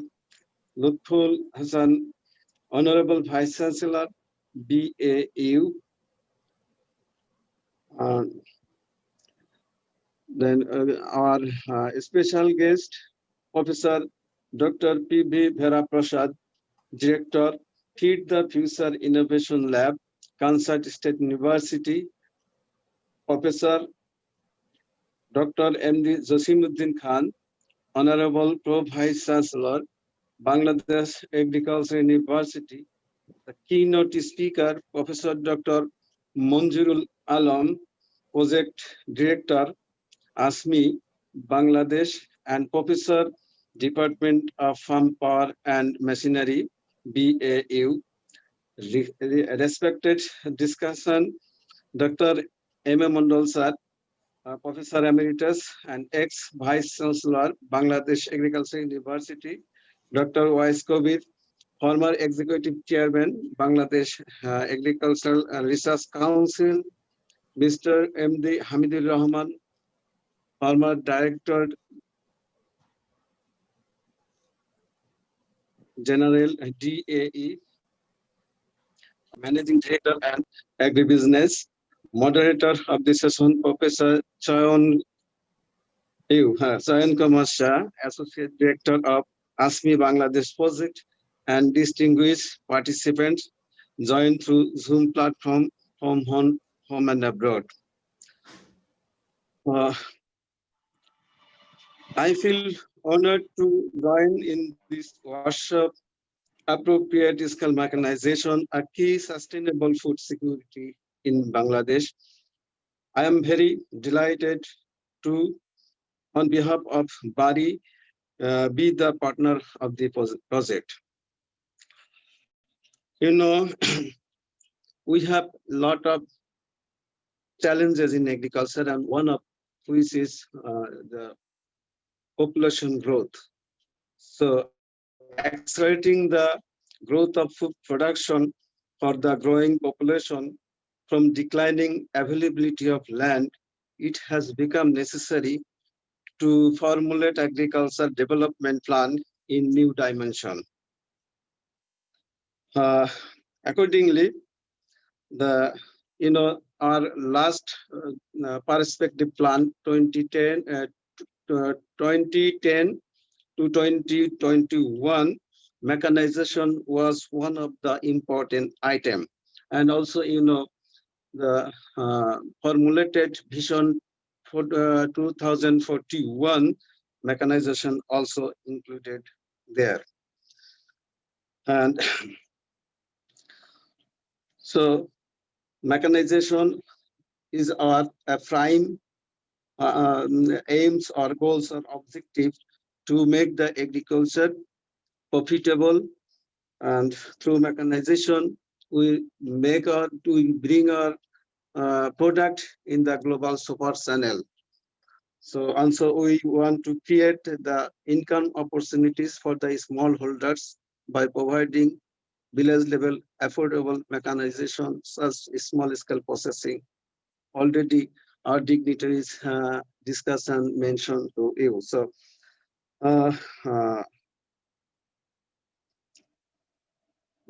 our Honorable Prime Minister and Agriculture Minister emphasize on mechanization to turn subsistence agriculture to commercialization, what I mentioned to you.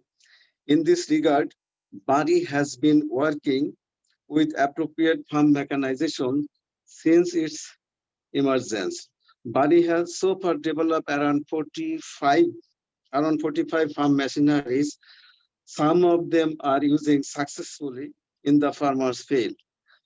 For the last 4 years, Bari is working together with BAU through ASMIH-Bangladesh project in the southern region of Bangladesh and already achieved significant positive results and mentioned by the keynote speaker already.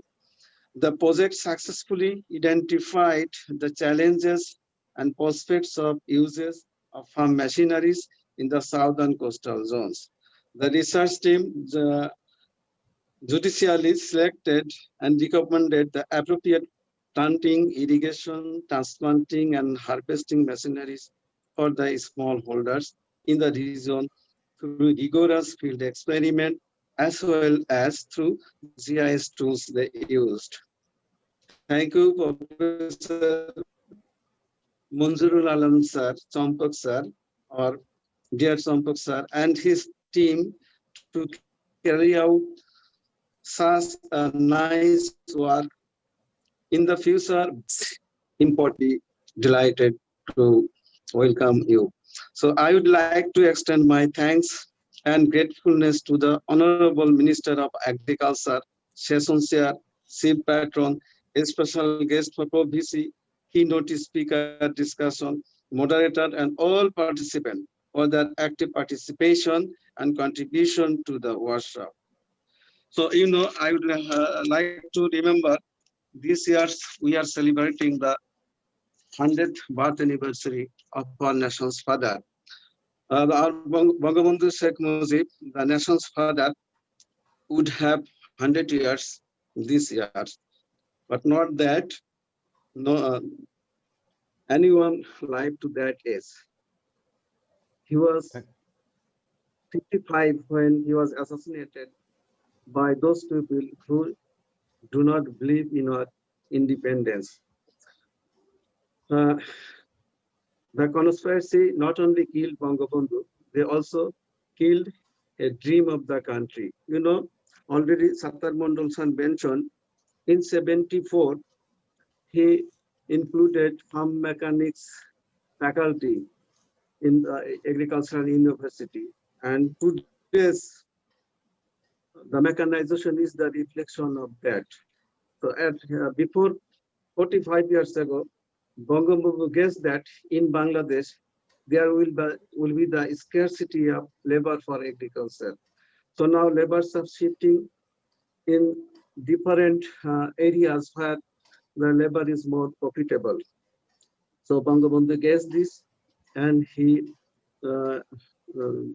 reversed the plans and he left his marks, his dreams, his words, the arts, examples, and his dream for us, our country, and our people to grow more and more and eat. So I remember him in the. I think this workshop will be the remarks, maybe the remarks of 100th birth anniversary of Bangabandhu. So again, I like to thanks to the organizer for inviting me and give me chance to speak in this workshop. Also, I would like to thanks Bari scientists who are already actively participating in this project, Dr. Ayub Hussain and others. I thanks him and also I express my gratitude to Honorable Agriculture Minister, who is always inspiring the agriculturists and motivating us, including the communities, to take the agriculture for maintain the sustainability of the production. So with these few words, I would like to say thank you, the organizer. Thank you, the ASMIH. Thank you, sir. Thank you, Dr. Nazirul Islam, for your wonderful remarks. Team Krupnik he had joined us, so I would like to request Team Krupnik to convey his few words to us. Tim Krupnik. Sure. Thank you, everybody. I apologize. I had to shift and go to a different Zoom call for just a few minutes, and then I just returned as soon as I could. But I listened to the whole subject this morning and all of the discussions, and I very much appreciated everything that I had heard. We're pleased to see the launch of the next phase of this initiative, and I see that this initiative is very useful and important, particularly for bringing information forward to our public sector partners and influencing at a policy level. And this is really crucial as we move forward with agricultural development in Bangladesh. The International Wheat and Maize Improvement Center, or CIMMYT, has been working on agricultural mechanization very strongly in Bangladesh since 2011 in many ways, largely with support of USAID. So the alignment of the work with the Mechanization Consortium and moving forward together, which we are now in very clear and firm discussions on doing, is really important. A lot of our activities have focused on scaling agricultural mechanization over a period. And we've worked, for example, over the last roughly 5 or 6 years with a number of private sector partners within Bangladesh to generate more than 3,500 service providers who are working with reapers, with axial flow pumps and irrigation equipment, and also with power tiller operated seeders. And all of that is delivered through commercial pathways that have been developed in partnership and working very closely also with our partners at IDE, or International Development Enterprises, to move that system forward. The impact of this has been really big. I mean, we've seen those machines used on more than 100,000 hectares and benefiting more than 300,000 farmers over time. So it's very important now that we work to align these efforts and put them together. What's really useful and what I heard that was encouraging, and I think Dr. Wais Kabir and I heard Dr. Sattar Mandal alluding to this, is that we take this approach and we move it forward though and really look at the overall activities for encouraging appropriate mechanization in Bangladesh, with underscoring efforts around appropriate manufacturing. And that doesn't mean just the capability to produce machines within Bangladesh and see them sold. It means a capability to improve manufacturing abilities, but business abilities of foundries and small mechanic shops and others that are producing spare parts and other things for agricultural equipment, as well as also improving their business skills and business literacy, so we can actually really move to see sort of an industrial development and an industrial uplifting of these activities in support of the agricultural sector in Bangladesh. And I bring these up because these are some of the topics that we're now working on very strongly within Bangladesh with the second phase of our CISA mechanization, manufacturing and extension activity, that we've been having discussions with Dr. Alam and others on this topic, and are going to be furthering and bringing together more strongly points where we can intersect and co-support the efforts that are being done by the Innovation Lab and the Scale Appropriate Mechanization Consortium, and work also through the systems that we've been developing with our partners to try to help grow the impact of that at a much stronger and higher level.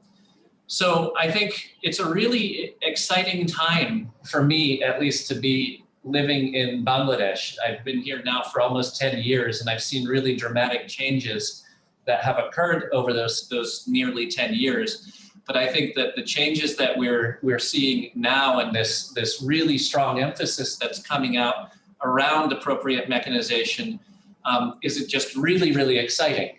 It's a really interesting time. So all of the initiatives that we're talking about today and all the partnerships that have been discussed today are really, really important. An example, for example, of how we can assist the Scale Appropriate Mechanization Consortium work is that we have been working, for example, now with 53 small and medium scale enterprises in Joshua and Bogra, who are working on developing and manufacturing spare parts and equipment for machinery, And we're working to train a large number of them in partnership with Georgia Tech University in the United States, which also brings the technical capacities of these efforts together. And we look forward to working with you, Dr. Alam, and with others at BAU and within the consortium to grow all of those efforts together. It's high time that we bring all of that work together and that we set our sights on the future. So I want to thank you for being able to give some feedback and comments today, and really to say that I'm just really excited about where this is all going. And we look forward to taking next steps in support of these initiatives. Really wonderful work, and thank you very much. Thank you team for your nice word, and we are looking forward to our future collaboration. So before going to the last speaker, I would like to thank you all for your patience, hearing, and being with us. Due to time limitation, we could not address all the questions, so we are very sorry for that, but your questions in the chat box will be considered as a complement of the workshop and added in the workshop report. Now I'd like to invite Professor Dr. Mohammad Joshimuddin Khan, who is the Pro-Vice Chancellor of Bangladesh Agriculture University, Mymensingh, to deliver his concluding remarks and close the session. So from my side, to wish you all very good afternoon and goodbye. Sir, floor is yours. Thank you, Dr. Chayan. Bismillahirrahmanirrahim. Honorable Chief Guest, Dr. Mohammad Abdur Razzaque, MP, Minister of Agriculture, People's Republic of Bangladesh. Honorable Chief Patron, Professor Dr. Luthor Hassan, Vice Chancellor, Bangladesh Agriculture University. Respected special guests, Professor Dr. Prasad, Director, Feed the Future Innovation Lab for Collaborative Research on Sustainable Intensification, Kansas State University, USA. Respected session chairs, Professor Dr. Prasanta Kumar Kalita, Director, Appropriate Scale Mechanization Consortium, University of Illinois, USA. Keynote speaker, panel discussions, especially Professor Dr. Sattar Mandal, ex-Vice Chancellor of BAU and Emeritus Professor, Bangladesh Agriculture University, Mymensingh, Dr. Wais, Dr. Ansari, representatives of development partners, participants from public and private sectors, distinguished guests, ladies and gentlemen, very good morning to all of you. On behalf of Bangladesh Agriculture University and the ASMIH-Bangladesh project team members, I would like to thank you all for active participation in this virtual workshop. It is a great pleasure and privilege for me to be present in this exciting ASMIH-Bangladesh Virtual Annual Workshop 2020 on Appropriate Scale Mechanization, a key to sustainable food security in Bangladesh, and subsequent panel discussion on the workshop topic. I would like to thank the organizers of this workshop for inviting me in this August occasion. The theme of the workshop is timely and demand-based. This workshop provides a useful platform to exchange information, ideas, experiences, and lessons learned for development of Bangladesh agriculture and other developing countries. I strongly believe that the shared research findings of the project among the policymakers, researchers, academicians, traders, importers, farmers would be added value in adopting sustainable and appropriate scale agriculture mechanization in Bangladesh. I am glad to note that the Feed the Future program and the USAID USA sponsored project led by Professor Dr. Manzoor Alam is successfully undertaken in the Department of Farm Power and Machinery, Bangladesh Agriculture University. I congratulate Professor Alam and his team for identification and dissemination of appropriate machines for reducing cost, time, and labor in production and processing of paddy in Bangladesh condition, and helps in sustaining food security of the country. Bangladesh Agriculture University is committed to provide all kinds of cooperation to carry out such endeavor successfully. As we know that rice is the staple food of Bangladesh, and Bangladesh is the 4th largest rice producer in the world. However, farmers are still using traditional manual planting and harvesting technologies that are not efficient and cost-effective. The main goal of the project is to adopt appropriate agricultural machinery in rice value chain to save time, labor, cost through research and delivery of improved options for farmers. This project has successfully identified appropriate scale machines and technologies that suits for the farmers of Bangladesh and also maybe other developing countries. Therefore, it is necessary to build awareness among the farmers for using appropriate scale machines and technologies to harness the benefit of mechanization. My Bangladesh Agricultural University colleagues involved in this research project are highly committed to quality research and dissemination of findings among the farmers, public and private sector actors. As I informed, the Department of Agriculture Extension, Bangladesh Agriculture Research Institute, private sector actors like ACI Motors Limited, the Metal Private Limited, and local agricultural machinery manufacturers are also collaborating in this effort. I strongly believe that the combined effort will definitely uphold the livelihoods of rural farmers. Finally, I'd like to extend my deep gratitude to US team, Feed the Future, USAID, SIIL, Kansas State University, University of Illinois, USA, and other organizations who are directly or indirectly involved in the endeavor. This virtual workshop has been a very good step during this COVID-19 pandemic situation to move forward and to promote appropriate scale mechanization practices in Bangladesh.